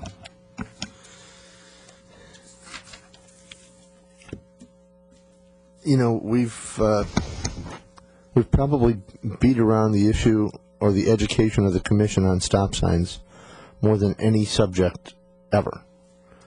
You've all done a lot of work, and we've all done our own little homework, and we've all come up with conclusion that even though a stop sign may be the best solution of all time, because of the concerns with liability and the way that the state of California defines whether or not a stop sign should be used, there may be instances where it works, where we choose not to do it. And when I say we, I'm talking about the city of Thousand Oaks, because there are other cities that are clearly throwing the concern for their liability with the legal system out the window and using stop signs for a variety of reasons, though I would never suggest ever that they would be used to slow traffic down, because I know that's not what they're supposed to be used for. What I'd like us to try and do tonight, and I'd like to get your feedback, Mr. Hallowell, because you've probably studied this more than anybody, is to help me understand the process. Because what a lot of people don't know from the letters I've seen is we make no decisions up here. None. In fact, I think in our name it's an advisory committee. So we're going to pass along a suggestion to council, and that suggestion is not just for specifics of what we think a particular measure should be, but it could be advice that this may be a time where do what you think is best. I wouldn't care if it costs $1,000 to put in 3 stop signs, take the other $169,000 and buy an annuity that just grows and grows, that if you're really worried that we're going to get sued by somebody, There's your legal fund up front. What I would like to ask you is the staff have the ability to make recommendations to us and to council that are tied to common sense, as long as you advise that it's not consistent with the history or the way the state of California does business today? Or is that not in staff's purview? Are you guys strictly by the book and nothing else? Well, of course, you're absolutely correct about the legality of certain traffic control devices, and we're not strictly by the book, but we do have to keep ourselves up to date on what the laws are and what how they prevail, and we also have to keep ourselves up to date on sound engineering practices and procedures. And so we know from everything that we've studied as engineers, traffic engineers in particular, that stop signs are traffic control devices, and when as all traffic control devices, if they're used properly out in the field, and properly means is that other experts have studied this. Mostly in California it would have been Caltrans, but it could be the Federal Highway Administration, and nationwide basis have studied the concepts of traffic control devices over and over again, and they've come to some basic conclusions about when they should be used and when they should not be used under what circumstances. And basically the way that it pans out is that you apply the least amount of restriction to gain the result in a way that motorists are going to accept that type of restriction. So if you put something in front of them that is excessive and they don't believe it's correct, because such as in this particular case, or any case with any type of traffic control device, but in this particular case, the stop sign, use that one for an example, and they don't believe that it is a correct thing to be there, then they start doing poor driving behavior. And Federal Highway Administration has studied this and has said the same thing, same as Caltrans, and it's passed down to the cities and everything. And so if you follow the rules about when you put one in and when you don't, then there's more compliance and it's a safer installation. If you put one in with the hope that you're going to cause some kind of behavior change in drivers, it might not work because the driver may not accept it. So from the standpoint of following the rules and being by the book, that's what we know about stop signs. And there's criteria, as we know, that we followed and used. And we looked at all these streets to see if there was any criteria that could be achieved by that. But if we use it, and basically this has been proven over and over again, that if we use the device, it's a stop sign is a right-of-way control device and not a speed control device. And that's the conclusion that the experts have basically come to. If we use it for speed control and it's really right-of-way, that really doesn't work anyway, and we get a lot of non-compliance rolling through the stop sign. Regular users using it day after day, pretty soon they'll just drive right through the stop sign like it wasn't there, as long as they know they're not going to get caught. Okay, so if you were to make a recommendation for a stop sign, we would not oppose that, but we would pass that on to the city council. We probably, as traffic engineers, we have to make our recommendations based on what we believe as professionals that the recommendation should be. So we would pass on your recommendation to the city council. A follow-up. I understand everything that you said. This is one of those situations where I'm wondering, if you look at your recommendations from tonight, the one thing that is a thread woven through all of them is we're going to put it in, we're going to go back and find out how it works. We're going to put it in, we're going to find out how it works. Is there any latitude, for want of a better way of describing it, to do something like that in a clearly test situation with 2 or 3 stop signs. The purpose of those stop signs is to see if improvement takes place. I don't care so much why improvement takes place. If it happens to be a stop sign and the net result works, is council able to say, you know what, we know where we stand on it. We know people might not pay attention to it, though I will tell you, even after being here, I haven't got the courage. After hearing these explanations over and over, I haven't got the courage to tell an officer when he catches me rolling through a stop sign that I really don't believe it's a valid stop sign. I have a feeling I'm going to pay either way.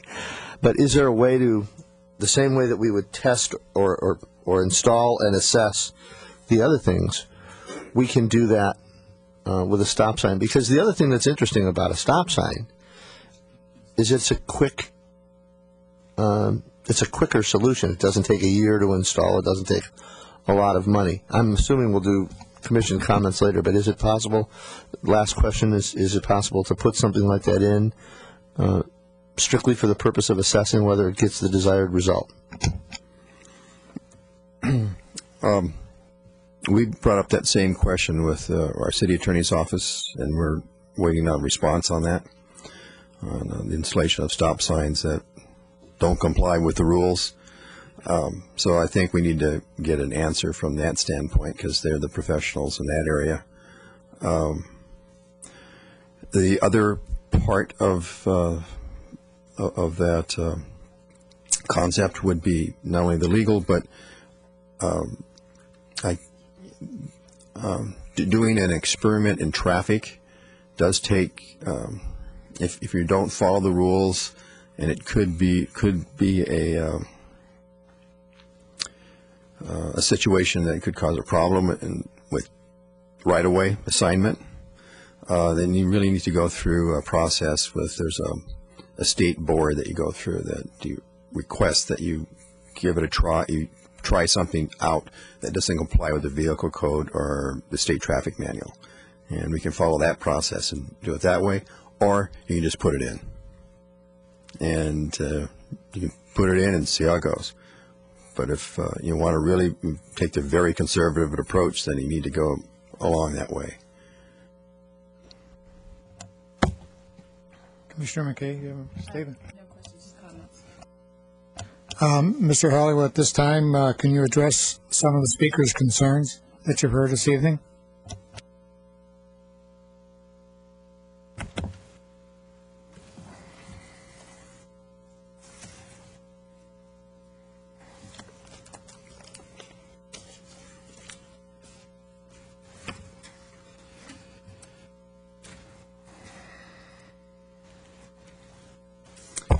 Okay, I'll start off with saying a few things about speed. As you know, almost a year ago, we took a considerable number of measurements out there, and basically there was 3 sections, a west end, an east end, and a middle section where we measured everything. And the speeds come out as follows, that the east end was the 85th percentile, and as you know, what that means is that 85% of all the measurements all the vehicles on that road that we've measured are going at this speed or less.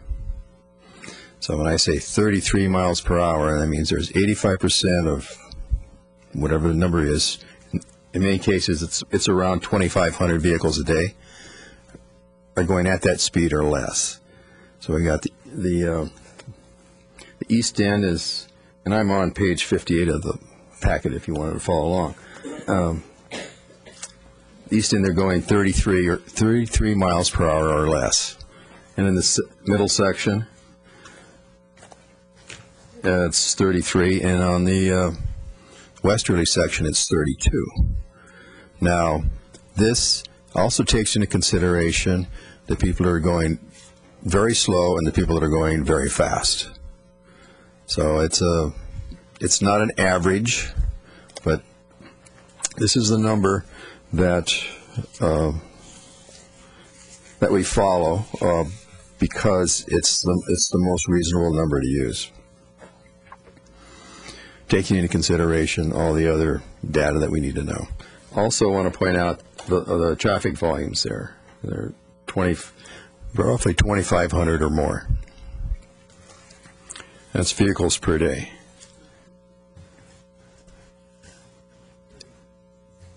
Want me to finish, or do you want to? Are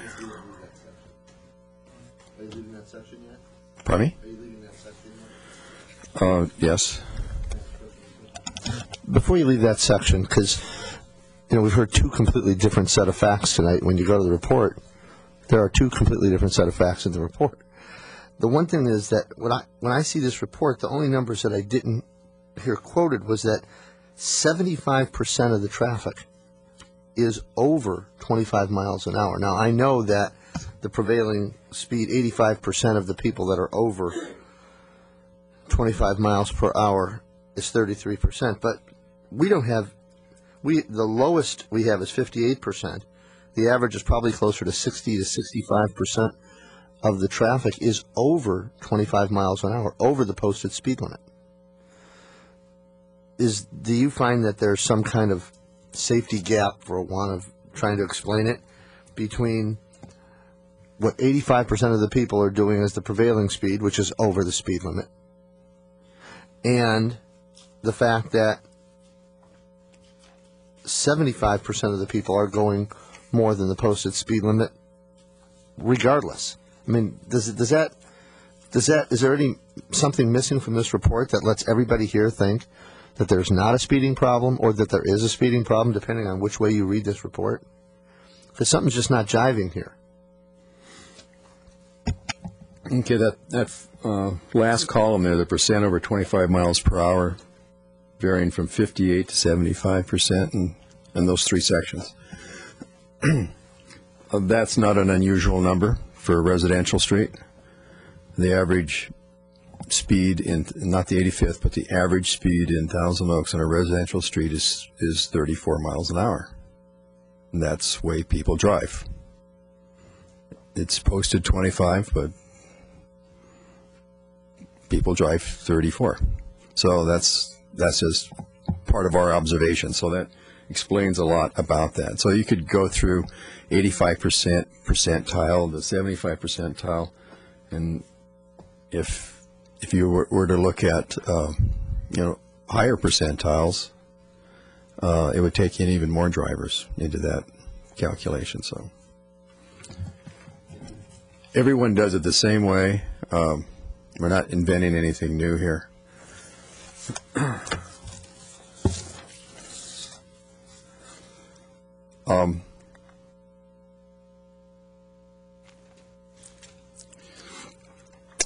Like I pointed out at the very beginning of tonight's meeting, and when I made a few comments, was that it's really difficult thing we're trying to do tonight. We're trying to solve basically two different problems with the same system or the same device or the same method. We got a congestion problem and we got a speeding problem, at least as the neighbors see it. When it comes out on the numbers, the way the engineers got it out here, it says a different story. But the way the neighbors feel, it's congested, they're speeding, and something needs to be done about it. And so trying to come up with some kind of an engineering device that's going to solve both of those things at the same time is going to be our challenge. Someone asked a question about the traffic circles. That's far out into the phasing program, and that they would not fit into the street. When we get to that point, when we start to look, if we go that direction, at residential traffic circles, that would take a complete design, a complete analysis, and to put these reports together and get them to you as we can't go through that kind of in-depth analysis. Roughly, we can see that they would fit. It's kind of hard to tell from the sketchy exhibits in the packet and such, but it would have to be completely reviewed. And that someone mentioned there would be no room for the bike lanes or the parking lanes, and There may be. It's a 40-foot street. Travel lanes, parking lanes, bike lanes. That all may not happen, but they might have to be substandard width. But that's one of the things that would be looked at in more detail at some point in the future. What we're looking at tonight is really concepts, and then we'll work out the engineering part of it later. And if it doesn't work, then we'll report back to you and say the concept was great, but it was not going to fit in the field, and we can't go through with it. One of the things we mentioned, taking a step-by-step approach, that was our suggestion. Another way you could go would be do the whole thing at one time, like Mr. Limo had pointed out. Someone mentioned that parking is already a problem. Some of these traffic control devices that were listed in the array of solutions would definitely impact the parking, because a couple of the concepts there were to create a narrowing of the street, or at least an illusion of the street was narrower so that people would tend to drive slower. But then to accomplish that, in many cases, if we were going to put in raised side islands, that would require elimination of parking. So it's another concept to look at. Someone suggested we should give some more green time to Lynn and Camino Manzanas intersection where the traffic signal is. I'm assuming that would be in the westbound direction, so it would empty out Camino Manzanas. We did look at that from a prior suggestion of the Traffic Commission, and we've optimized the timing as best we can, keeping in mind that it's a balance between all directions of flow plus the peak flow and the on Lynn Road. We can take another look at it, but I think we've probably, based on the amount of traffic that's already on Lynn Road, I don't think we can change that much timing. It's just timing cycles are probably maxed out right now. We don't want people to wait too long. The height of the pole for the radar's feedback sign, someone asked about that. It would probably be about 10 feet tall. Someone also asked about how effective the traffic circles are. And one of the pages in the prior reports, actually it's on page 18 of the total packet, there's a list of all the main traffic calming devices and what they can be anticipated to produce in terms of speed reduction. See, speed humps are at the top of the list, and raised islands on the side of the road are at the bottom. So it varies from about 3 miles per hour in speed reduction to about 7. So probably an average would be 4 or 5 mile per hour speed reduction. So if we had a 33 mile per hour 85th percentile speed on that road, and we just could probably reduce it to about 28 at the most.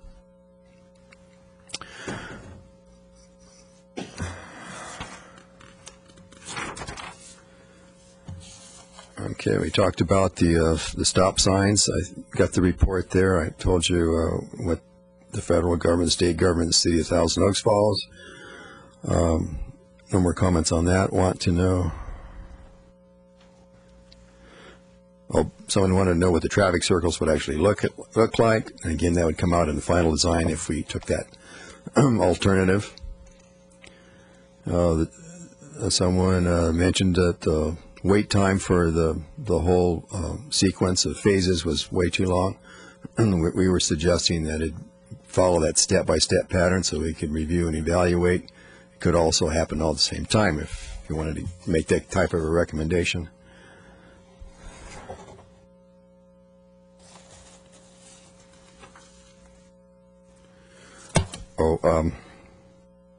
Someone made a comment about it's not, the street does not meet any of the speed hump criteria, or very few of them.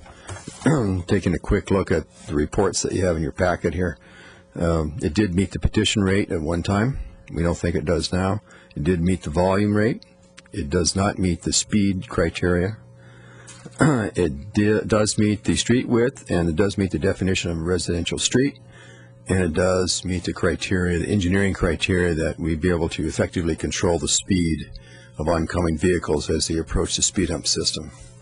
So it met all the criteria except one, and the overriding circumstance that I think the commission came up with was that it was next to a school and a couple other things, and that's why he made the recommendation to the city council.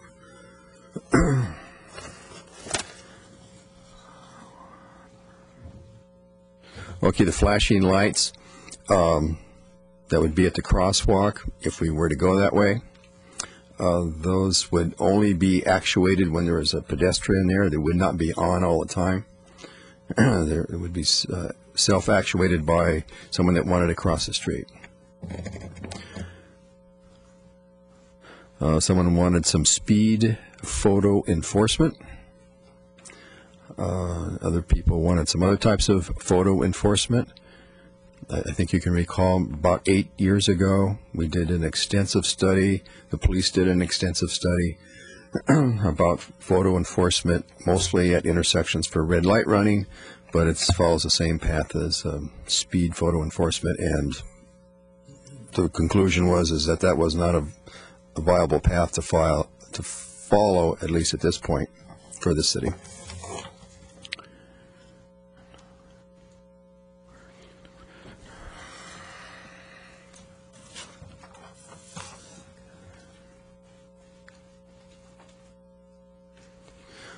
Someone mentioned about the trucks on Camino Manzanas. We didn't notice that during our observations. We can do an additional study out there. We actually measure the number of trucks, and one of the things we could do is remind motorists or these truck drivers, if they are there, that they can't drive those types of trucks except for local deliveries on residential streets, and we could post some signs. So we can look into that.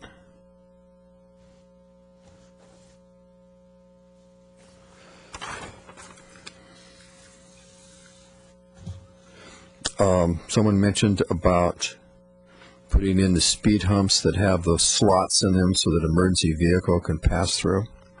We don't have any of those in town. They've used them in other communities with some degrees of success and some degrees of not working. Basically, I think what the other communities have found is that there's a fairly high level of violators that will ride one tire through one of the slots. Of course, all the motorcycles go right through the slot, and all the trucks would go right through the slots. And it may have some merit. We haven't really examined them here with our staff, but we know they're not a perfect solution like many of these other things are not. Okay, I talked about that.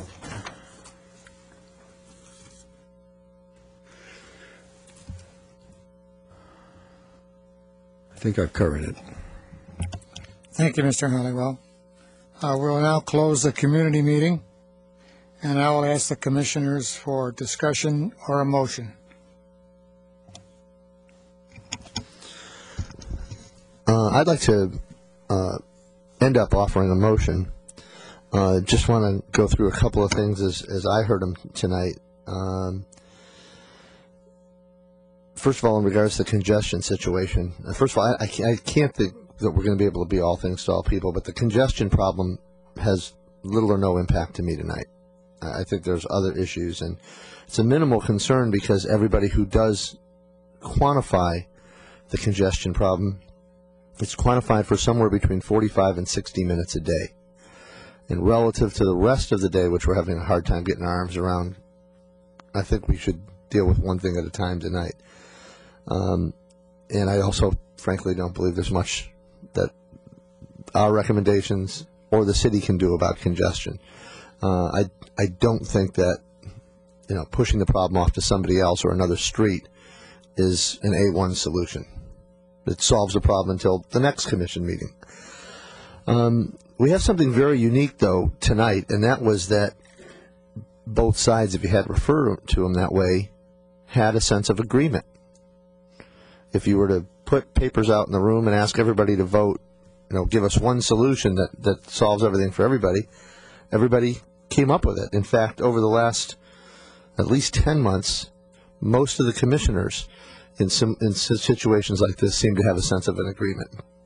And even though it's considered, somewhat of a combination of two four-letter words, stop sign seems to be the solution to a lot of problems, and other cities have used them too. Our problem is that the state of California doesn't necessarily agree with us.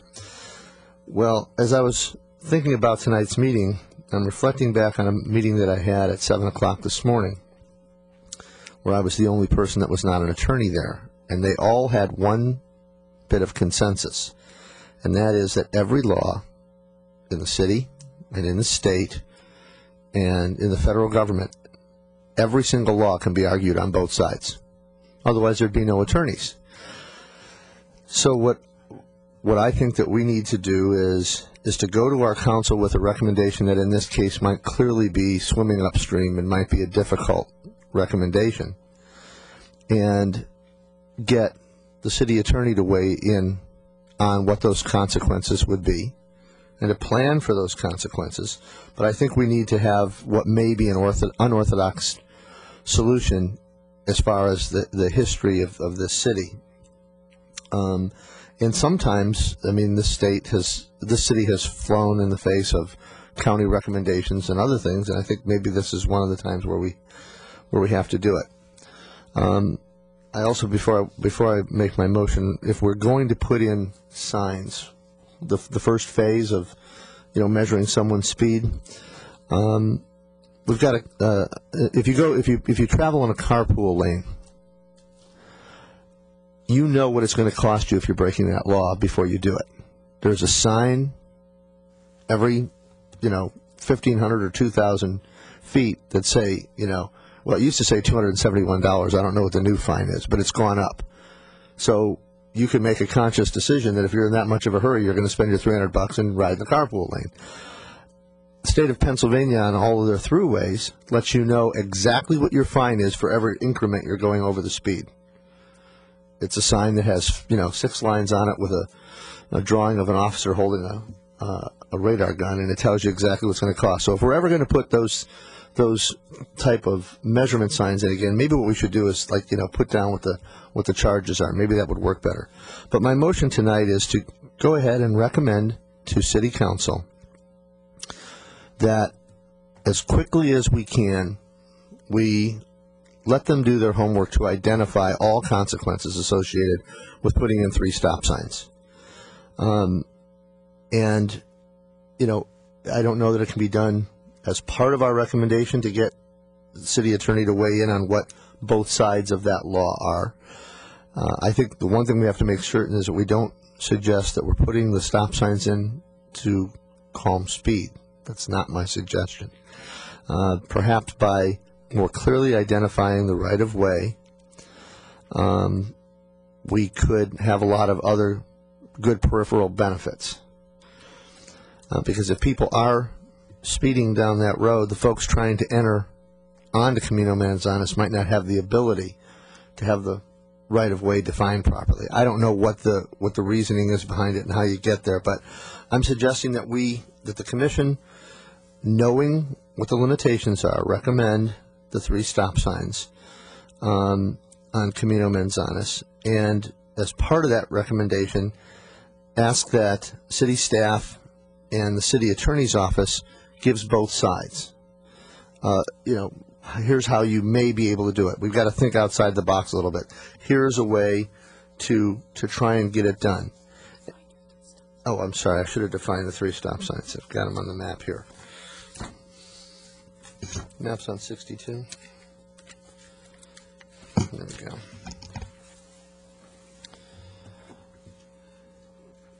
We want one at Camino Manzanas and Fordham. Okay. Gainsborough. And is there one at Oberlin and Camino Manzanas now? And is that where you were? Okay, then it's 2. Okay, it's 2. Accounting was not my best subject. All right, so that's where I'd like to go and float that out but that's the motion, and I think that I don't know that it's going to solve the problem right away, but I know that it'll set us on a path that worst case scenario we'll get an answer and a conclusion on before council break. And the other thing I'd just like to remind people is if it was important enough for you to be here, whenever this comes to council, you need to probably each bring a friend so that we end up with 44 people in the room instead of the 22 we had tonight, because that makes a difference. If council's going to step outside the box, they need cover. As I understand it, your motion is to put stop signs on Manzanas at Fordham. Is that talking a 4-way stop at Fordham? It's a 4-way stop at Fordham, it's a 3-way, and a 3-way at Gainsborough. And if I'm not mistaken, from other estimates, that's about $1,400. Is it $200 a stop sign? So if we had to, you could take all that other money and put it in an annuity just in case somebody comes after us. But that sounds kind of humorous, but I don't, let's leave that up to the city attorney. Any other comments from Mayor or Commissioner on that? Okay. I just want to say that I would be in support of the motion, and I am one of the longtime residents. I was one of the students that went to Redwood in the 70s and rode a bus from the outer distance of Lynn Ranch, actually, not even from Newbury Park. And anyone who knows me knows that I volunteer at the school district a great deal, so I can't let and sit them take all the heat for Redwood is a very crowded school. There is a large population bubble that is going through it right now. I'm not saying that it's going to get significantly less crowded and the congestion is going to get any better anytime soon, but it is not likely that any amount of pressure is going to create the money for the school district to provide school buses again to the degree that we had them in the 70s. I just don't think that that is a realistic, and it's not within our purview anyway, but I would like to see a solution. It makes me very sad when I see neighbor against neighbor and the type of anger and emotion that was going on in this room when all of you care about the quality of your life and the safety of your children or grandchildren or yourselves, and we're looking for a solution that could possibly work for everyone. And so inasmuch as I have heard everything that Mr. Helliwell has said to me over the last year about stop signs, it does seem to be, in this case, something that I would like to see examined to see if it is possible that this is a solution for the congestion, to clear the traffic out at Camino Manzanas so that people can make lefts to get out and clear out Camino Manzanas. They can go left onto Gainsborough in a timely manner. It will encourage the traffic flow, I think, to be for people to use the streets the way that some of you would like them to use them. So I would be in support of the motion, and that is why, and I just wanted to make it clear that I think that doing something that can happen soon and fix this, because it's been going on way too long. I am now one of the parents. Some of my kids have gone through and graduated from high school, but I have another set coming through, so I get to go back and do the Redwood carpool again. And I'm got to tell you, I'm not looking forward to it. So I understand. Any other comments? I have a comment. I'm not going to support the motion. I don't think stop signs will meet the criteria at Fordham nor at Gainsborough. And although it's a commendable thought, I don't think that will work.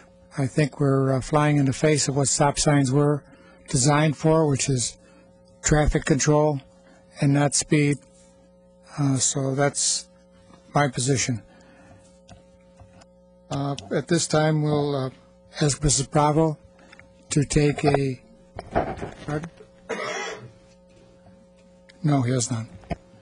To take a vote. Commissioner Garvin? In favor. Commissioner Lemma?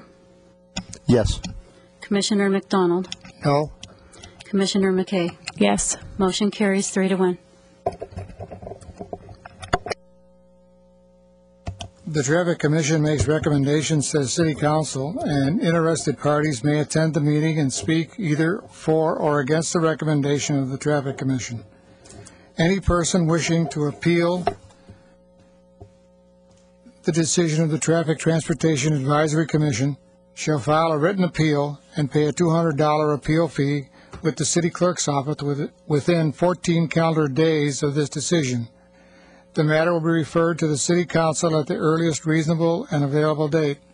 The $200 appeal fee will be refunded only if the City Council overturns the Traffic and Transportation Advisory Commission's decision.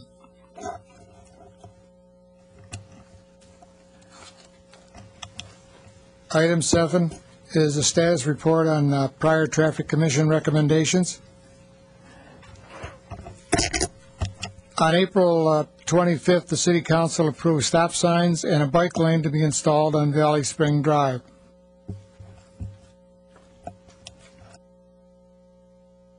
Agenda number 8, Traffic Commission comments. Commissioners, any comments?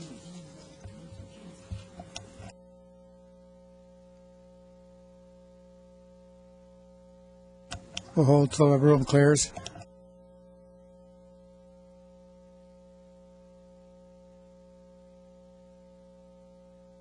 Commissioner Lemo? Thank you. I'll make it brief in the interest of time. I want to make certain that, at least for our home audience, being that just our one diehard friend is still here,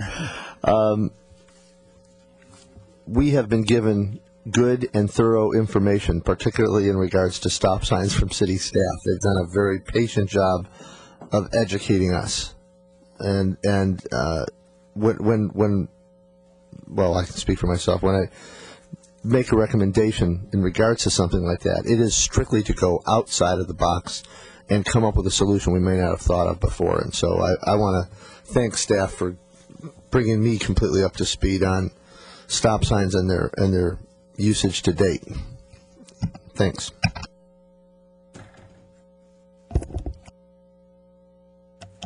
Kevin? Mr. Halliwell? When we pass on the recommendation, were there any suggested like overriding considerations of any thoughts in that manner that we could pass on to the City Council? I know that we're not supposed to relate to speed, but I was looking at it a little bit of a different way, in that if in fact the speed situation is what it appears to be, even while not drastic, does that negatively impact the opportunity for a clear right of way?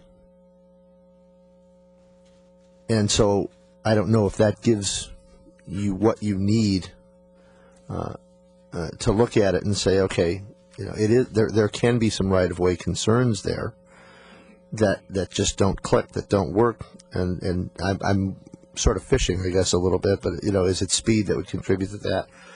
I would just say that I'd like to look at every possible solution without us trying to use it incorrectly as a speed controlling device. One other question. And one other factor that I would consider here is, of course, that there is a middle school and two other schools in the neighborhood, and I think that we should also consider this as a protective device for children who may be walking to and from the schools as well. Go ahead. Yeah, to add on to that, because of the schools, and I did check with the schools on their opinion on this, and the principal did weigh in that he was in support of a stop sign at Manzanas. You know, he more than anybody is well aware of the congestion issues of the school, and has looked out there to see, you know, what could make it better. You know, what could the school do? There's not much. But both the principal before him, Mr. Carpenter, and the principal there, Mr. Lichtel, have expressed to me that they felt that a stop sign at Camino Manzanas and Gainsborough would more effectively, could clear the congestion and maybe help with the frustration of the neighborhood and clear the congestion much quicker. And therefore, even if it is only a half an hour, 30 minutes a day that we're dealing with it, it seems to me that from what the neighbors are telling me, it's a very unsafe 30 minutes, in the morning and 30 minutes each afternoon. And so for the sake of a stop sign, if we can protect that hour of day, I think that it's incumbent upon us to do that. I think the safety of those children in this just extremely congested area that I have experienced 5 years with one set of kids, and I've got 5 years coming up to do it again, and it is just not pretty. The parents don't behave well, but we handed out letters for 2 weeks, leafing the parents, asking them to drive better. If the situation is frustrating, it's frustrating for everybody, and we can't fix everything, but we need to try something, because doing nothing has not made it any better.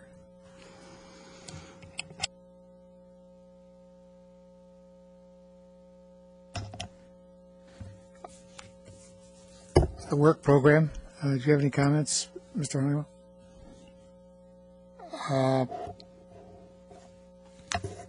I don't have any comments.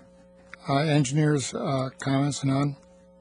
At this time, the Traffic and Transportation Advisory Commission is adjourned until 7:30 p.m. Wednesday, June 21st, 2006, in the boardroom of the Civic Arts Plaza. Good night.